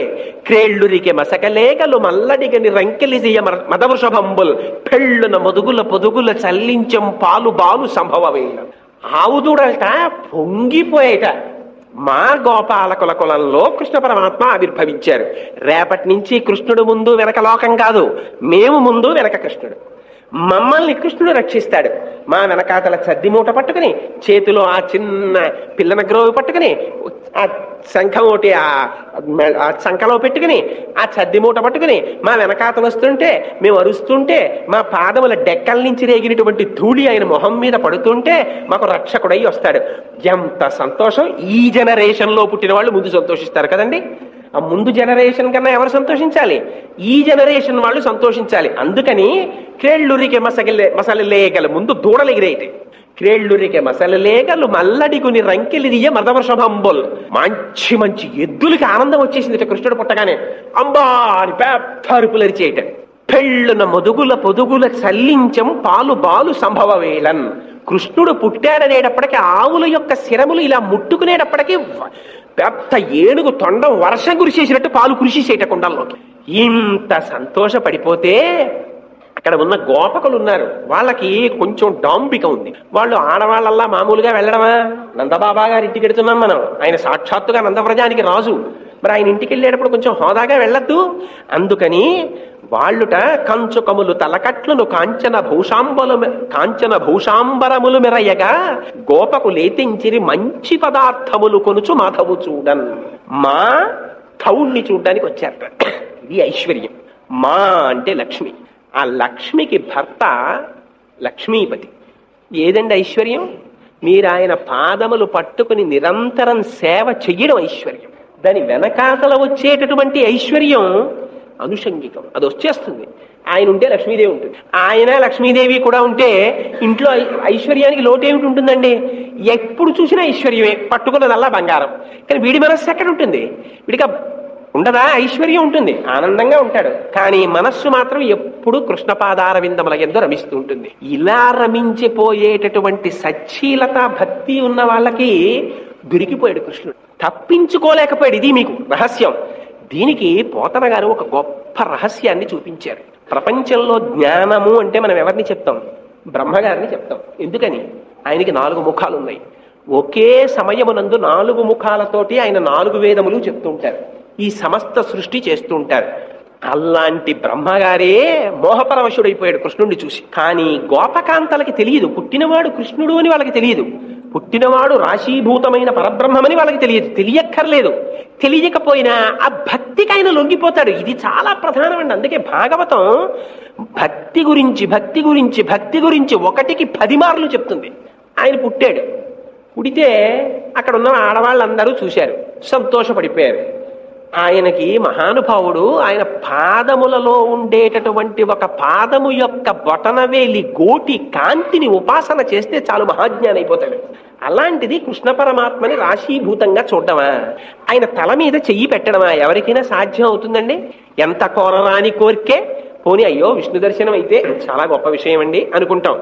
ఏమండి, స్వామివారు ఒక్కసారి నాకు కనపడితే ఆయన్ని తల మీద చెయ్యి పెట్టి కొంచెం నూనె పెట్టాలని ఉందండి అంటే అది తీరే కోరికే? వాళ్ళకి తీరింది. నందవ్రజంలో వాళ్ళకి ఎలా తీరిందో తెలుసా అండి? కృష్ణుడు పుట్టాడు, పుడితే వాళ్ళకి పుట్టినవాడు కృష్ణుడు అని తెలియక్కర్లేదు, పిచ్చి ఆనందం. అందరూ వచ్చేసేవారు, ఆడవాళ్ళు వచ్చేసి బాలునికి నూనె తలయంటి పసుపు రాసి బోరు కాడించి హరిరక్ష పొమ్మటంచు. సత్సంగం వాళ్ళు ముఖ్యంగా తెలుసుకోవలసిన రహస్యం. అందరిలోనూ ఒకే ఐడెంటిటీ ఆఫ్ మైండ్ నడవాలి సత్సంగంలో. అందుకని బోరు కాడించి హరిరక్ష పొమ్మటంచు జలములొక కొన్ని చుట్టిరా చల్లి దీవించి పాడిరై యువిదలెల్ల. ఆయన్ని కూర్చోపెట్టి ఆయన తల మీద నూనె పెట్టి ఆ నూనె రాసేసి ఆయనకి ఒళ్ళంతా పసుపు రాసేసి ఆయన్ని తొడల మీద పడుకోబెట్టుకుని ఆయనకి నీళ్లు పోసేసి ఆయన చుట్టూ నీళ్లు తిప్పేసి కేశవుడు రక్ష, నారాయణుడు రక్ష, మాధవుడు రక్ష, ఆయనకి నీళ్లు తిప్పుతున్నారట. తిప్పుతుంటే ఆయన ఆశ్చర్యంగా చూస్తున్నట్టు, ఏమిటో కేశవుడు రక్ష, నారాయణుడు రక్ష, మాధవుడు రక్ష, నేనే కేశవుణ్ణి అని. వాళ్ళకి తెలియాలా? తెలియక్కర్లేదు, అదో ఆనందం. ఆడవాళ్ళందరూ వచ్చేసారు, ఒకళ్ళు నూనె ఇట్టేస్తున్నారు, ఒకళ్ళు ఒళ్ళు రుద్దేస్తున్నారు, ఒకళ్ళు కాళ్ళు రుద్దేస్తున్నారు, ఒకళ్ళు చేతులు రుద్దేస్తున్నారు. లక్ష్మీదేవికి దక్కలేదు ఈ ఐశ్వర్యం, నందవ్రజంలో ఉన్న వాళ్ళకి దక్కేసింది ఐశ్వర్యం. ఏమిటి చెప్పదలుచుకున్నారు పోతన గారు ఇందులో? మీరు దక్కించుకోవచ్చు అని చెప్తున్నారు. ఎక్కడ దక్కించుకోవచ్చు? మీ ఇంట్లో ఉన్నటువంటి ఒక చంటి పిల్లవాడిలోనే కృష్ణ పరమాత్మని చూసి మీ తొడల మీద పడుకోపెట్టుకుని పోతన గారిచ్చినటువంటి పద్యాలు చదువుకుంటూ నీళ్లు పోస్తే యద్భావం తద్భవతి. మీరు వెంటనే నందవ్రజంలో ఒక గోపికగా మారిపోయినట్టే. పడుకోబెట్టుకున్నారు, నీళ్లు పోస్తున్నారు. లోకము ఆ నీళ్లు పోస్తుంటే పలుతోయంబుల జగముల పలుతోయంబుల ముంచి భాసిల్లెడు ఆ పలుతోయగాడు పల్లవ లలనాకరతో ఎంబులందు చలగుచు తడియన్. ఆయన్ని పడుకోబెట్టి నీళ్లు పోసేస్తున్నారు మీద. పోసేస్తుంటే ఆయన ఏదో ఇలా నీళ్లు పోసేస్తుంటే చంటి పిల్లలు చూడండి ఊపిరి ఆడక అంటుంటారు. అంటుంటే అప్పుడు మనకి సాధారణంగా పెద్దవాళ్ళు ఏం చేస్తారంటే ఇలా ముక్కుకు అడ్డం పెట్టి వీడికి ఊపిరి తీసుకోవడం రాదని నీళ్లు పోస్తుంటారు. అలా వాడు ఊపిరి తీసుకోవడం రాని పిల్లాళ్ళ ఉక్కిరి బిక్కిరి అయిపోతుంటే వీళ్ళందరూ చూసి అయ్యో చంటి పిల్లాడు కదా అని మురిసిపోతున్నారట. ఆయన ఎవరు? చిట్ట చివర లయం చేసేటప్పుడు ఈ జగత్తులన్నింటినీ తీసుకెళ్లి నీళ్లలో ముంచేసి ఆడించేసేటటువంటి పరమాత్మ. భక్తి లొంగిపోయాడా లేదా? అంతగా లొంగిపోతాడు. వీళ్ళందరి వరకు ఎందుకండి, అందరికన్నా దారుణాతి దారుణమైన విషయం చెప్పనా మీకు భాగవతంలో? ఆయన గోపాల బాలులతో కలిసి బయలుదేరాడు. బయలుదేరడం కూడా ఎలా బయలుదేరాడు? ఆ సంకలోనేమో ఆ ఆవుల్ని వాటిని పిలవడానికి ఉపయోగించేటటువంటి పరికరం, చేతిలో ఓ కర్ర, చేతిలో పట్టుకున్నటువంటిది చద్ది మూట.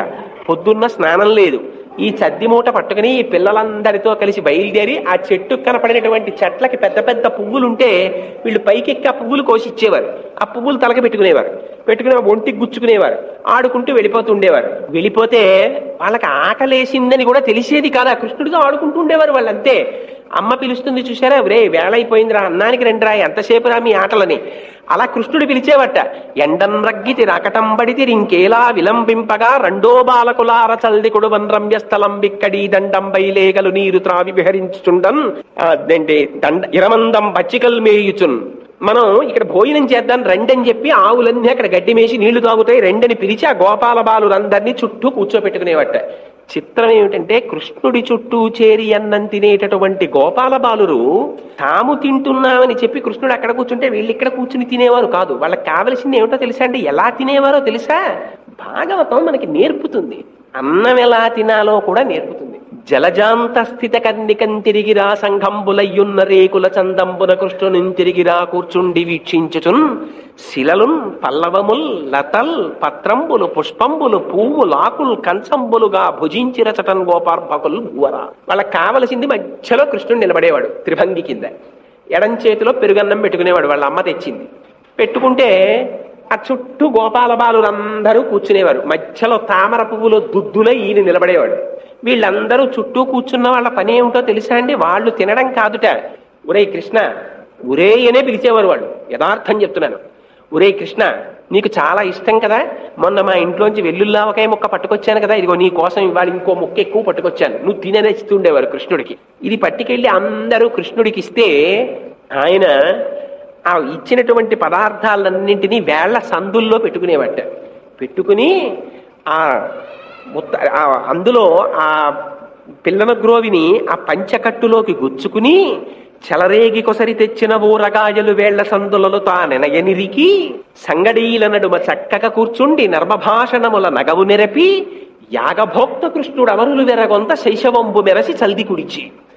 వాళ్ళందరి మధ్యలోనూ కూర్చుని ఆ ఆవకాయ పెచ్చులు మాగాయ పెచ్చులు వేళ్ల మధ్యలో ఎడం చేతికి పెట్టుకుని, ఎడం చేతిలో పెట్టుకుని తినడం దూష్యం, ఎడం చేతిలో పెట్టుకుని అది కుడి చేతితో తీసుకుని అందులో నిలబడి తినడం మరీ దూష్యం, నిలబడి మాట్లాడుతూ తినడం మరీ దూష్యం, తిరుగుతూ తినడం మరీ దూష్యం. ఇన్ని చేస్తూ ఆ అన్నం తింటూ అక్కడ ఉన్నవాడు ఒకళ్ళు లేచి ఒరే ఇదిగోరా మాగాయ ముక్కలు ఇస్తుండేవాడు. ఆ మాగాయ ముక్క ఇలా పెట్టుకుని ఆ మాగాయ ముక్కలు ఆవకాయ ముక్కలు నంచుకుంటూ ఈ పెరుగన్నం అంతా తింటుండేవాడు. తింటుంటే ఇది చూసి పోని అది కూడా ఈ పెట్టుకున్నటువంటి ఎడంచెయ్యి కాస్త ఇలా కదపడానికో ఇలా కుడి చేతిలో పోసుకు తినడానికో కుదరదట. ఎందుకని లాలిత వంశనాళంబు జునిపి, ఇక్కడ వేణువుని తీసుకెళ్లి ఎడంచేతి చంకలో పెట్టాడు, చెయ్యిలా ఎత్తాడు అనుకోండి వేణువు కింద పడిపోతుంది, అందులో ఎప్పుడు చంకలో ఉంచుకోవాలి దాన్ని. అందుకని లాలిత వంశనాళంబు జునిపి, ఇక్కడ వంశనాళాన్ని పెట్టుకుని దాన్ని ఇలాగే పట్టుకుని తీసుకుని తింటూ ఉండేవాట. తింటుంటే వీళ్ళందరూ చుట్టూ కూర్చుని సంగడీల నడుమ చక్కగా కూర్చుండి నర్మభాషణముల నగము నెరపి.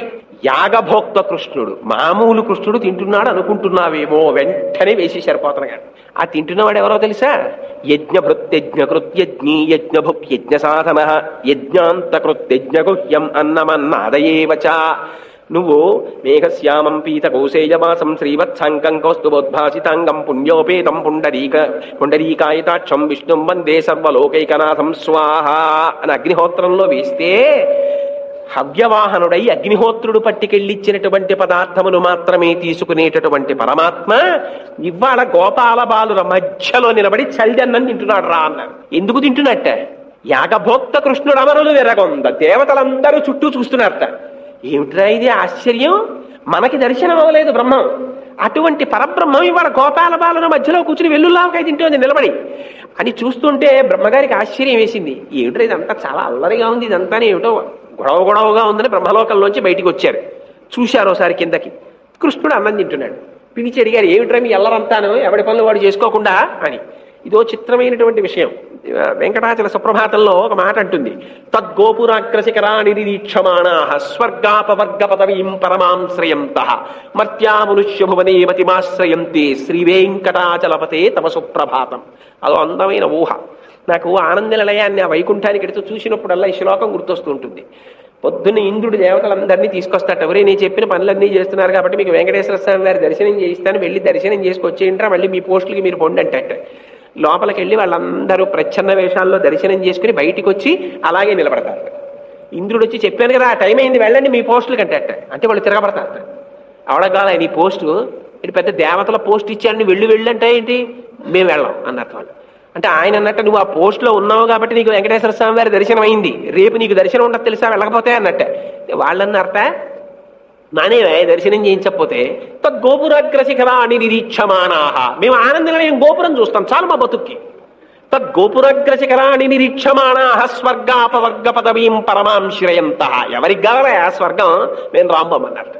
అప్పుడు ఇంద్రుడు బతిమాలట, ఎవరే అలా అనకండ్రా, స్వామివారికి కోపం వస్తుంది రండిరా. స్వామివారికి కోపం వస్తుందంటే వస్తాం అన్నప్పుడు మళ్ళీ బయలుదేరి వాళ్ళందరూ దేవతలు ఉద్యోగాలు చేసుకోవడానికి వెళ్ళారట. అలా బ్రహ్మగారు బయటకు వచ్చి చూశారు, ఏమిటి వీళ్ళు అల్లరి, ఏమిటి ఇంత అల్లరిగా ఉంది అని అడిగారు. అడిగితే ఓ బ్రహ్మ నీకు తెలుసా రాశీభూతమైన పరబ్రహ్మం చద్దన్నం తింటోంది అక్కడ అన్నారు. ఆశ్చర్యపోయి ఆయన అన్నాడు, అది బ్రహ్మమేమిట్రా, చద్దన్నం తినేది బ్రహ్మమా గోపాల బాలులతో కలిసి, అది బ్రహ్మం కాదు నేను నిరూపిస్తాను చూడండి అన్నాడు. ఇది బ్రహ్మమేమిట్రా కృష్ణుడు కాదనిపించింది ఆయనకి. ఆయన మోహపరవశుడయ్యాడంటే జ్ఞానము చేత కృష్ణుణ్ణి తెలుసుకుందాం అనుకుంటే బ్రహ్మగారు తెలుసుకోలేకపోయారు. ఆవులు దూరంగా వెళ్లి మేత వేస్తున్నాయి, ముందు ఆవుల్ని తీసుకెళ్లి దాచేసాడు. ఆవుల కేకలు వినపట్టలేదని గోపాల బాలురు అన్నారు, కృష్ణ ఆవులు కనపట్టలేదో అన్నారు. నేను వెతికొస్తాను మీరు తినండి అన్నాడు. ఆ చద్దన్నం ముద్ద చేతిలో పెట్టుకున్నవాడు అలా వెళ్ళాడు. వెడితే ఆవులు కనపడలేదు. అరే ఆవులు కనపడలేదు ఏమిట్రా అని వెనక్కి తిరిగి వచ్చాడు. ఈలోగా బ్రహ్మగారి గోపాల బాలుర్ని కూడా దచ్చేశాడు. ఇటు గోపాల బాలురు లేరు, అటు ఆవులు. ఏం చెయ్యాలి ఆలోచించాడు. అయ్యో ఇప్పుడు తిరిగి ఇంటికి వెడితే పాపం వాళ్ళందరూ ఏడుస్తారే, ఆవులు లేవు దూడలు లేవు పిల్లలు లేరని ఏడుస్తారని వెంటనే కరములు పదములున్ శిరంబుల్ లవలగ్నంబుల్ ముఖములున్ కన్నులు ముక్కులున్ శ్రవణముల్ దంతాదులన్ దండనంబర సగ్వేడు విషాణ భూషణ వయోభాషా గుణాఖ్యాన తత్పరతల్ విడ్వడకుండ దల్చి విభుడా వత్సార్భ కాకారముల్. ఎవరి కళ్ళు ఎలా ఉంటాయో, తల ఎలా ఉంటుందో, తోక ఎలా ఉంటుందో, ఆవు ఎలా ఉంటుందో, దాని మత్స్య ఎలా ఉంటుందో, దాని పొదిగి ఎలా ఉంటుందో, ఏ పిల్లాడు ఎలా మాట్లాడతాడో, ఒక్కొక్క పిల్లాడు అమ్మ దగ్గర ఒక్కొక్కలా మాట్లాడతాడు. ఏ తల్లుల కేబాలకు లేతెరగున తిరిగి ప్రీతి కలిగింతురు మున్నా తల్లుల కాబాలకు లాతెరగున ప్రీతి చేసి రమణీనాథ. ఇంటికెళ్ళి ఏ అమ్మ దగ్గర ఏ పిల్లాడు ఎలా మాట్లాడతాడో అలా పిల్లలందరూ మాట్లాడేస్తున్నారు. బ్రహ్మగారు చూసి ఆశ్చర్యపోయాడు, ఏమిట్రా ఈ అల్లరిని. లోపలికి వెళ్ళాడు. వెళితే అక్కడ ఇంకో బ్రహ్మ కూర్చునున్నారు. అక్కడ ఉన్నటువంటి భటులు నువ్వెవరు, నకిలీ బ్రహ్మవి, అసలు బ్రహ్మ లోపల ఉన్నారన్నారు. ఆశ్చర్యపోయి చూశాడు. తను తెచ్చిన ఆవులు అక్కడే ఉన్నాయి, తను తీసుకొచ్చిన గోపాల బాలురు అక్కడే ఉన్నారు. మళ్ళీ అలాంటి పిల్లలే అక్కడ ఉన్నారు. బ్రహ్మ వలన కాని పుట్టదు ప్రాణి సంతతి ఎప్పుడు, బ్రహ్మనొక్కడు కాని వేరొక బ్రహ్మలేడు సృజింపంగా, బ్రహ్మ నేను సృజింపక బాల వత్స కదంబం ఏ బ్రహ్మమంతు జనించే, అది బ్రహ్మమవు ఒక్కట చూడగా. అరే రే రే రే జ్ఞానంతో తెలుసుకుందామని అహంకరించాను రా. బ్రహ్మ తప్ప వేరు కూడా సృష్టి చేయడు, నేను సృష్టి చేయలేదు. ఆ ఆవుల్ని నేను సృష్టించలేదు, ఆ గోపాల బాలుని నేను సృష్టించలేదు. వాళ్ళందరూ ఇక్కడే ఉన్నారు. మరి అక్కడికి ఎవరు వెళ్ళిపోయారు? వాళ్ళందరూ ఆడుకుంటున్నారు హాయిగాను. ఎక్కడి నుంచి వచ్చారు ఈ పిల్లలందరూ? ఒక్కసారి దివ్య దృష్టితో చూశాడు. చూస్తే అంతటా కృష్ణులే కనపడ్డారు. ఇప్పుడు చూడండి, మీరు జ్ఞానము చేత చూస్తే లోకమంతా కృష్ణుడిగానే కనపడుతుంది. ఆ జ్ఞాన దృష్టి లోపిస్తే ద్వైతం కనపడుతుంది. బ్రహ్మగారంతటి వాడు జ్ఞానిగా నిలబడ్డాననుకుని మోహపరవశుడైపోయాడు. ఏమి చేశారో తెలుసా అండి? బ్రహ్మగారు పరిగెత్తుకుంటూ వచ్చేసి కృష్ణ పరమాత్మ యొక్క పాదాల మీద పడిపోయాడు. మీరు ఆశ్చర్యకరమైన విషయం ఏమిటంటే, 1 సంవత్సరం పాటు కృష్ణ పరమాత్మ ఆ రూపాలన్నింటినీ ధరించి అలా ఉన్నారు. ఉంటే బ్రహ్మగారికి 1 క్షణం అయితే మనకి 1 సంవత్సరం. ఆయన పరుగును వచ్చేటప్పటికి కృష్ణుడు ఎలా ఉన్నాడో తెలుసా అండి? ఏడాది క్రితం ఆవుల్ని వెతకడం కోసం వెళ్ళినటువంటి వాడు చేతిలో ఎడం చేతిలో పెట్టుకున్నటువంటి పెరుగు ముద్దతో ఎలా ఉన్నాడో మళ్ళీ అలాగే కనబడ్డాడు. శంపాలతికతోడి జలదంబు కైవడి మెరుగుటొల్లియతోడి మేనువాని కమనీయ మృదులాన్న కబళ వేత్ర విషాణ వేణుచిహ్నములతో వెలయువాని గుంజావి నిర్మిత కుండలంబులవాని సికిపించ వేష్టిత శిరమువాని వనపుష్పమాలిక వ్రతకంఠమువాని నలిన కోమల చరణములవాని కరుణ గడలు కొనిన కడగంటువాని గోపాల బాలుభంగి పరగువాని నగు మొగంబువాని నన్ను కన్న తండ్రిని నిన్ను భజింతు మొక్కి నిరజాక్ష అని. అప్పుడు పోయింది మోహం బ్రహ్మగారికి. ఈ ఎడం చేతిలో పెరుగు ముద్దతోనే ఉన్నాడు, ఆ దంతంతో చేసినటువంటి కుండలములతోనే ఉన్నాడు, ఆ పైన వేసుకున్నటువంటి ఉత్తరీయంతోటే ఉన్నాడు.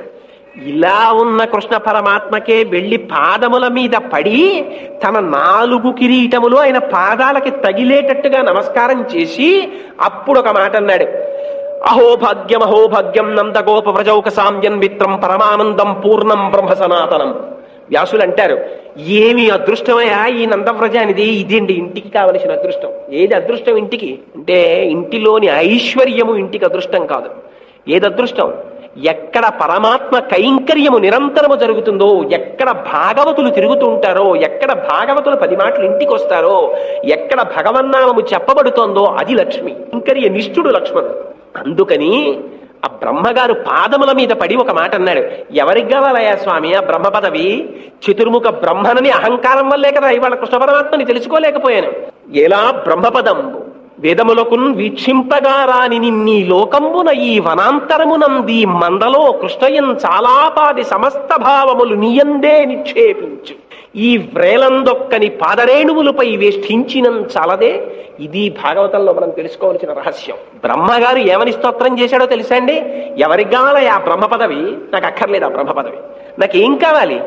ఈ లోకంబున ఈ వనాంతరమునం ఈ మందలో ఈ ఆవులు దూడల మధ్యలో ఈ లోకంలో ఈ అరణ్యంలో కృష్ణయన్ చాలాపాది సమస్త భావములు నీయందే నిక్షేపించు. వాళ్ళు ఆడుకున్నా కృష్ణుడే, పాడుకున్నా కృష్ణుడే, అన్నం తిన్నా కృష్ణుడే, పానీయంబులు త్రాగుచున్ కొడుచుచున్ భాషించుచున్ హాసలీలా నిద్రాదులు చేయుచున్ తిరుగుచున్ లక్షించుచున్ సంతత శ్రీనారాయణ పాద పద్మజుగళీ చింతామృతాస్వాద సంధానుండై మరచంచురారిసుతుడే తద్విషమున్ భూవరా అంటారు ప్రహ్లాదుణ్ణి. ఎవరు ఏం చేస్తున్నా సర్వకాలముల యందు భగవానుని యొక్క నామాన్ని చెప్పుకుంటున్నారో అటువంటి వాళ్ళ యొక్క పాదములకున్న రజస్సుని తీసి నా కిరీటం మీద చల్లుకుంటాను, నాకు అంతకన్నా అదృష్టం అక్కర్లేదు మా ప్రభో, ఎవడకు కావాలి బ్రహ్మపదం అన్నారు బ్రహ్మగారు. అంటూ ఎంత ఆశ్చర్యకరమైన మాట అన్నారో తెలుసా అండి? ఇలా బ్రహ్మపదంబు అని ఇక్కడ ఈ గోపాల బాలురందరూ కూడా నీ చుట్టూ చేరి కౌగిట చేర్చుచు చెట్టపట్టుచున్ తన్నుచు గ్రుద్దుచున్ నగచు తద్దయు కైవడి కుడియాడుచున్ మనన చేయు వల్లవ కుమారుల భాగ్యము వింతయొప్పుని. కృష్ణ ఏం అదృష్టమయ్యా ఈ గోపాల బాలుడిది. వాళ్ళకి జ్ఞానం ఉండాలా? ఉండక్కర్లేదు. వాళ్ళు వేదం చదవాలా? చదవక్కర్లేదు. వాళ్ళు ఉపనిషత్తులు నేర్చుకోవాలా? వాళ్ళకి ఉపనిషత్తులు అక్కర్లేదు. ఏదిరా కావలసింది? వటుర్వా గేహీవా యతిరపి జటీవా తదితరో నరోవా యక్కశ్చిద్భవతు భవకిద్దేన భవతి యదీయం హృత్పద్మం యది భవదధీనం పశుపతేః పశుమాంస అని యదీయం మృత్పద్మం యది భవదధీనం పశుపతేః తదీయస్త్వం శంభో భవసి భవభారంచ వహసి అంటారు శంకర భగవత్పాదులు శివానంద లహరిలో. నేను ఒటువు నీ ఉపనయనం చేసుకున్నాను, ఎవడికి కావాలి? గేహీవా నేను గృహస్థుని, ఎవడికి కావాలి పరమాత్మ దృష్టిలో?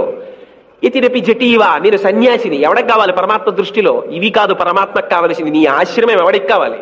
నువ్వు బ్రహ్మచారి అయితే ఆయనకు అనవసరం, నువ్వు గృహస్థు అయితే ఆయనకు అనవసరం, నువ్వు సన్యాసి అయితే ఆయనకు అనవసరం. ఆయన కోరిందేమిటి? నీ మనస్సు అనేటటువంటి పద్మాన్ని తీసి పరమేశ్వరుని యొక్క పాదముల యందు పెట్టి నిరంతరము ఆయన గురించి చింతించడం నీకు అలవాటైతే, అదిగో అటువంటి వాడి వెనకాతల తదీయస్త్వం శంభో భవసి భవ భారంచ వహసి, అటువంటి వాడి భారాన్ని వహిస్తాడు పరమాత్మ. శంభో అని పిలిచారు పరమాత్మ శంకర భగవత్పాదులే. శంభో అంటనే ఇంకో పేరు పెట్టి పిలవకూడదా? శం అంటే సుఖం, సుఖముని ఇచ్చినవాడు శంభో. ఏ సుఖం? ఇహమునందు ఐశ్వర్యం ఉండాలి, కేవలం ఐశ్వర్యానుభవం కాదు. ఎంతసేపు ఐశ్వర్యాన్ని అనుభవిస్తూ పోతే అది కూడా ఒక రకమైన దరిద్రమే. ఏది కావాలి? ఐశ్వర్యమును తాను అనుభవించి ఆ అనుభవించినటువంటి అనుభవము నుండి వైరాగ్యమును పొందాలి. ఏముందిరా ఇందులో అని తెలుసుకోవాలి. అది 2 రకముల సుఖము. ఇహమునందు ఐశ్వర్యమును అనుభవించుట, అనుభవించిన ఐశ్వర్యము చేత వైరాగ్య బుద్ధిని కలిగి దృష్టి పరమాత్మ వైపు మళ్ళుట. ఇటు వైరాగ్య దృష్టి, అటు ఐశ్వర్య దృష్టి, రెండింటిని సమానముగా ఇవ్వగలిగినటువంటి వాడు శంభో. అందుకని గళంతి శంభో తచ్చరిత చరిత కిల్బిషరజో దళంతి ధీకుల్యా సరజు పతంతి విజయతాం దిశంతి సంసార భ్రమణ పరితాపోపశమనం వసంతి మచ్చేతో హ్రదభి శివానందలహరి అని అడుగుతారు శంకర భగవత్పాదులు. అందుకని ఈ వనమునందు, ఈ లోకంబునందు, ఈ వనాంతరమునందు ఇక్కడ కౌగిట చేర్చుచు చెట్టపట్టుచున్ కృష్ణ కృష్ణ కృష్ణ అంటూ నీ దగ్గరికి వస్తున్నారు, నిన్ను కౌగిలించేసుకుంటున్నారు. చెట్టపట్టుచున్ నీ చేతులు అటు చెయ్యోడు పట్టుకుంటున్నాడు, ఇటు చెయ్యోడు పట్టుకుంటున్నాడు. ఆశ్చర్యం ఏమిటో తెలుసా అంటే తన్నుచు గ్రుద్దుచున్. ఈ గోపాల బాలురు కృష్ణ కబడ్డీ ఆడుకుందని రమ్మని ఆడుకుంటూ ఆడుకుంటూ ఎగిరి కృష్ణుడు వక్షస్థలం మీద తన్నారు. తన్నుచు గ్రుద్దుచున్ ఆడుకుంటూ ఆడుకుంటూ కృష్ణుడిని గుద్దారు. తన్నుచు గ్రుద్దుచున్ నగుచు ఆ కృష్ణుడితో కలిసి ఆటలాడుకుంటూ నవ్వుకున్నారు. తన్నుచు గ్రుద్దుచున్ నగచు తద్దయు కైవడి కుడి ఆడుచున్ ఆ కృష్ణుడి మీద పడిపోయి భూమి మీద పడి దొల్లేశారు. ఆ కృష్ణుడి యొక్క పాద ముద్రలు కనబడితే చాలు రేకామ యద్వసుధా కలశాత పత్ర వజ్రాంకుశాంబురః కల్పక శంఖ చక్రై భవ్యైరలంకృత తలౌ పరతత్వ చిన్నై శ్రీ వెంకటేశ చరణౌ శరణం ప్రపద్యే అంటాం. ఆ ముద్రలు చూడగానే అక్రూరుడంతటి వాడు వ్యాస భగవానుడు మూలంలో అంటాడు, తద్దర్శనాహ్లాద నివృద్ధ సంభ్రమ ప్రేమ్నోర్థరోమా సృశలాకులేక్షణ రథాధవస్కంజ శతేష్వతిష్టత ప్రభోరముంజంగ్రి రజస్వహో ఇది. కృష్ణ పరమాత్మ నడిచి వెళ్ళినటువంటి భూమిని రథం మించి కింద పడి దొల్లాడు ఆ రజస్సు. అటువంటి కృష్ణుడితో కలిసి కౌగిలించుకున్నారు, గుద్దారు, మీద పడ్డారు, తన్నారు, ఆడారు, ఇన్ని చేస్తున్నారు. ఇంకేం కావాలయా కృష్ణ? బ్రహ్మ పదవి ఒక పదవా? అదే కాదన్ననాడు. ప్రపంచంలో ఏది నిలబడుతుంది కృష్ణానుభవం ముందు? ఏది నిలబడదు. అందుకని నాకు ఇవేం కాదయా, నాకేం కావాలి? ఈ వ్రేలం దొక్కని పాదరేణువులపై వేష్టించినంచాలదే. ఇంత ఆనందం అనుభవిస్తున్నారే. వాళ్ళ పాదాలకి పట్టుకున్న ధూళి చిగురుటాకుతో తీసి నా కిరీటం మీద చల్లుకుంటాను కృష్ణ. నాకు ఒక్కసారి అనుమతించవయ్యా. నాకు అక్కర్లేదయ్యా ఈ పదవి, నాకు వద్దయ్యా ఈ బ్రహ్మ పదవి. ఎందుకయ్యా దిక్కుమాలిన పదవి? నీ పాదముల యందు అనురక్తి లేని నాడు, నిన్ను తెలుసుకోవడానికి జ్ఞానంతో తెలుసుకుంటానని చెప్పి అహంకారంతో ప్రవర్తించిన నాడు, భక్తి లేని నాడు ఎందుకయ్యా అని బ్రహ్మగారంతటి వాడు స్తోత్రం చేశాడు. అందుకే భక్తి ముద్ద భాగవతం. ఒక్కొక్క లీల చదువుతుంటే ఆ తల్లి యశోద కేవలం గోపకాంత పట్టేస్తానందంతే. వెనక పరిగెత్తింది. స్తంభాదికంబులు తనకు అడ్డంబైన అట్టట్టునని పట్టు వాని వీని ఈ తప్పు సైరింపు ఇంక దొంగిల పోదు నేనని ముని ముట్ట నిచ్చువాని కాటుక నెరయంగ కందులు నులుముచు వెడలు కన్నీటితో వగచువాని ఏ దశ వచ్చునో ఇది అని పలుమార్లు సురుగుచు క్రీగంట చూచువాని గూడబారి పట్టుకొని వెరపుచు చింది వెన్న దొంగ చిక్కెననుచు కొట్ట చేతులాడక పూబోడి కరుణ తోడబాలు కట్టదలచే. అందరిలలో దొంగతనం చేస్తున్నాడు, కట్టేస్తానని ఆ పిల్లాడి వెంట పరిగెత్తింది. ఏమిటండి, సమస్త లోకాలకి కర్మఫల ప్రదాత భక్తికి లొంగిపోయాడు. పరిగెత్తి స్తంభాల చాటున దాక్కుని కళ్ళు రెండు ఇలా ఒత్తేసుకుని ఏడి చేస్తుంటే కళ్ళకి పెట్టిన కాటుకంతా ఇలా వచ్చేసింది. అమ్మా అమ్మా కొట్టకే అమ్మా, నన్ను కట్టేకే అమ్మా, నన్ను పట్టుకోకే అమ్మా, నన్ను వదిలేవే అమ్మా, ఇంకెప్పుడు దొంగతనం చేయనే అమ్మా, ఇంకెప్పుడు వెనకలనే అమ్మా అని పరిగెడుతుంటే ఓడల చెమటలగయ నుత్తరీయము జార తరుముకున్న విరులు జారిరాల పట్టరాని తనను పట్టెదనని చింత కట్టుకున్న తల్లి కరుణ చూచి ఆ ఒంటికి చెమట పట్టేస్తే వేసుకున్న ఉత్తరీయం జారిపోతే పమిట, ఆ జడ ముడి ఊడిపోతే, ఆ పువ్వులు రాలిపోతుంటే కృష్ణుణ్ణి పట్టుకోవాలని, ఆ పట్టుకోకపోతే వెనకాతల ఉన్న గోపకాంతలు నవ్వుతారని ఆ పరిగెడుతున్నటువంటి అమ్మని చూసి అయ్యో అమ్మా నా కోసం ఇంత క్లేశపడుతున్నావా అని దొరికిపోయాట. చిక్కడు సిరికౌగిటిలో చిక్కడు సనకాది యోగి చిత్తాబ్జములను చిక్కడు శృతిలతి కావలి చిక్కెనతడు లీల తల్లి చేతన్ రోలన్. ఆయన లక్ష్మీదేవి కౌగిలించకుండా ఉంటే దొరకడు, వేదాలకి దొరకడు, ఉపనిషత్తులకి దొరకడు. జ్ఞానులచే మౌనులచే దానులచే యోగులచే దాన సంవిధానుల చేతన్ పూని నిబద్ధుండగునే శ్రీనాథుడు భక్తియుతుల చేతన్ బోలన్. భక్తి కలిగినటువంటి వాళ్ళకి దొరికిపోయినట్టుగా కృష్ణుడు ఎవరికైనా దొరుకుతాడా? అంత సులభ సాధ్యుడయ్యా పరమాత్మ. అందుకని ఏం కావాలి? కేవలం నామం కృష్ణ గోవిందా. అందులో ఆయనకు ఉన్నటువంటి నామాలన్నింటిలో గోవిందా అని పిలిస్తే చాలట, పొంగిపోతాట. ఎందుకని? అది తెచ్చుకున్నాడు ఆ పేరు తనంత తాను. ఇంద్రుడు అలిగి రాళ్లవాన కురిపించేశాడు. పెరుగులు నేతులు త్రావి కొవ్వి భువినాభీరుల్ మతాభీరులై గిరి సంఘాత కఠోర పత్తదలన క్రీడా సమారంభ దుర్భరితంబోళిధరున్ పురంధరులను పాటించి పూజింపక గిరికిన్ పూజలు చేసి పోగిరిదిపో కృష్ణుండు ప్రేరేపకన్ ఉజ్జత్ సంపద నమ్మి నందతనయోద్యోగంబునై నిర్రులై మత్యాగంబు విసర్జనీయమని మర్చుల్ వడిన్ మీరు మీ విద్యుజ్వల్లులు కప్పి తాడనములను వేధించి గోవుల్ జనుల్ సజ్జో మృత్యువు పొంద రాల్కురియుడు ఈ శౌర్యంబ వార్యంబుగన్ అన్నాడు. రాళ్లు కురిపించేశారు వాన. ఆవులు చచ్చిపోతున్నాయి, మనుషులు చచ్చిపోతున్నారు. వెళ్ళి అడిగారు, కృష్ణ ఇంతకు ముందెప్పుడు మేము చూడలేదు, నువ్వు చెప్పావని ఇంద్రయాగం మానేసి గోవర్ధనానికి యాగం చేశాం. అదిగో ఇంద్రుడు అలిగి మా మీద రాళ్లు కురిపించేస్తున్నాడు. స్వామి నువ్వు తప్ప ఎవరు రక్షిస్తారు? ఈ ఉరుములు ఈ మెరుపులు ఈ యశముల ఘోషణములు ఈ జలధారలు నియాన మున్నిరుంగము కుయ్యాళింపగదయ్య గుణరత్ననిధి. ఇంతకు ముందు తెలియదు మాకు ఈ వాన ఏమిటి, రాళ్లేమిటి, పిడుగులేమిటి, మెరుపులేమిటి, ఉరుములేమిటి, రక్షించమన్నారు.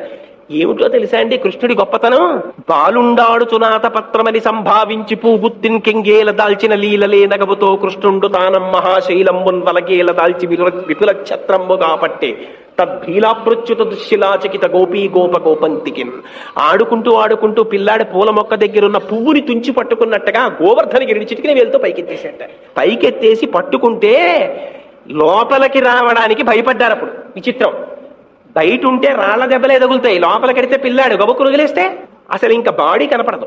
అందుకని బయట ఉండడమే సేఫ్టీ అని రాళ్ల దెబ్బలు తింటూ బయట నించున్నారు. కృష్ణుడు చెప్పుకున్నాడు ఆయనకి ఏం కర్మండి. బాలుండి ఇతడు కొండదొడ్డది మహాభారంబు సైరింపగా చాలండోజని దీని కింద నిలువంచింతింపగా బోలది శైలాంబోనిది జంతు సంయుత ధరాచక్రంబు పైబడ్డ నాకే లల్లాడదు బంధులార నిలుడి క్రిందన్ ప్రమోదంబుగన్. రండయా, సమస్త జగత్తులు దీని మీద పడిపోయినాయి కొండ కథలు, రండి దీని కింద నించోండి మీకేం పర్వాలేదని 7 రోజులు కొండనెత్తి పట్టాడు. అదే గిరిధారి. ఆ కొండనెత్తి పట్టి ఆవుల్ని రక్షించాడు. మనుష్యులు నోరున్న వాళ్ళని ఎవరైనా రక్షిస్తారు. గో అంటే ఆవు, విందా అంటే రక్షించినవాడు. నోరు లేని ఆవుల్ని ఎవరు రక్షిస్తారండి? ఆ రోజు కామధేనువు పొంగిపోయిందిట. పొంగిపోయి పరిగెత్తుకొచ్చి సురభిక్షీరములను నిలింపజనని సన్మౌని సంఘంబుతో సురనాథుండభిషిక్తు చేసి పలికెన్ సొంపార గోవిందుండంచు రణక్రాంత విపక్షుతో జలజాక్షం సాధు సంరక్షణున్నని ఆ కామధేనువు పాలతో అభిషేకించి గోవిందా అని పిలిచారట స్వామిని. ఆ నామం చెప్పేటప్పటికి పొంగిపోతాట. ఇది నేను తెచ్చుకున్న బిరుదు. గోవిందా అని ఎవరో పిలిచారు, నేను రక్షించద్దు అని పరిగెత్తుకొస్తాట. అందుకే వెంకటాచలం వెళ్ళినా ఎవ్వరు వెంకటాచలపతి శేషశైలవాస అని ఎవరనరు. ఏడుకొండలవాడ వెంకటరమణ గోవిందా గోవిందా. ఎక్కడికెళ్ళినా గోవిందా గోవిందా. ఏడా గోవిందా, ఆవుల్నే రక్షించావే స్వామి, నోరు లేని వాటిని రక్షించావే, అలా పిలిస్తే పరిగెత్తుకొస్తానని ప్రతిజ్ఞ చేశావే, ఆనాడు కామధేనువు పాలతో అభిషేకించిందే, ఆర్తితో పిలుస్తున్నాం, నువ్వు రావద్దా అని గోవిందా అని పిలిస్తే చాలట. ఎక్కడున్నాడో తను ఏం చేస్తున్నాడో చూసుకోట, పరుగు పరుగును వచ్చి రక్షిస్తాడు పరమాత్మ. అంతటి భక్త సులభ సాధ్యుడయ్యా కృష్ణ పరమాత్మ. ఆయన్ని నమ్ముకున్న వాళ్ళకి జ్ఞానం ఇస్తాడు. ఆనాడు కృష్ణ పరమాత్మ అర్జునుడికి కూర్చోపెట్టి భగవద్గీత ఉపదేశం చేయలేదండి. ఆయన జ్ఞానప్రదాత, మోక్షప్రదాత, రాశీభూతమైన బ్రహ్మము పరిపూర్ణావతారమని వ్యాస భగవానుడు ఆ భాగవతంలో వర్ణించినటువంటి ఆ శ్రీకృష్ణ పరమాత్మ యొక్క లీలా విశేషాల్ని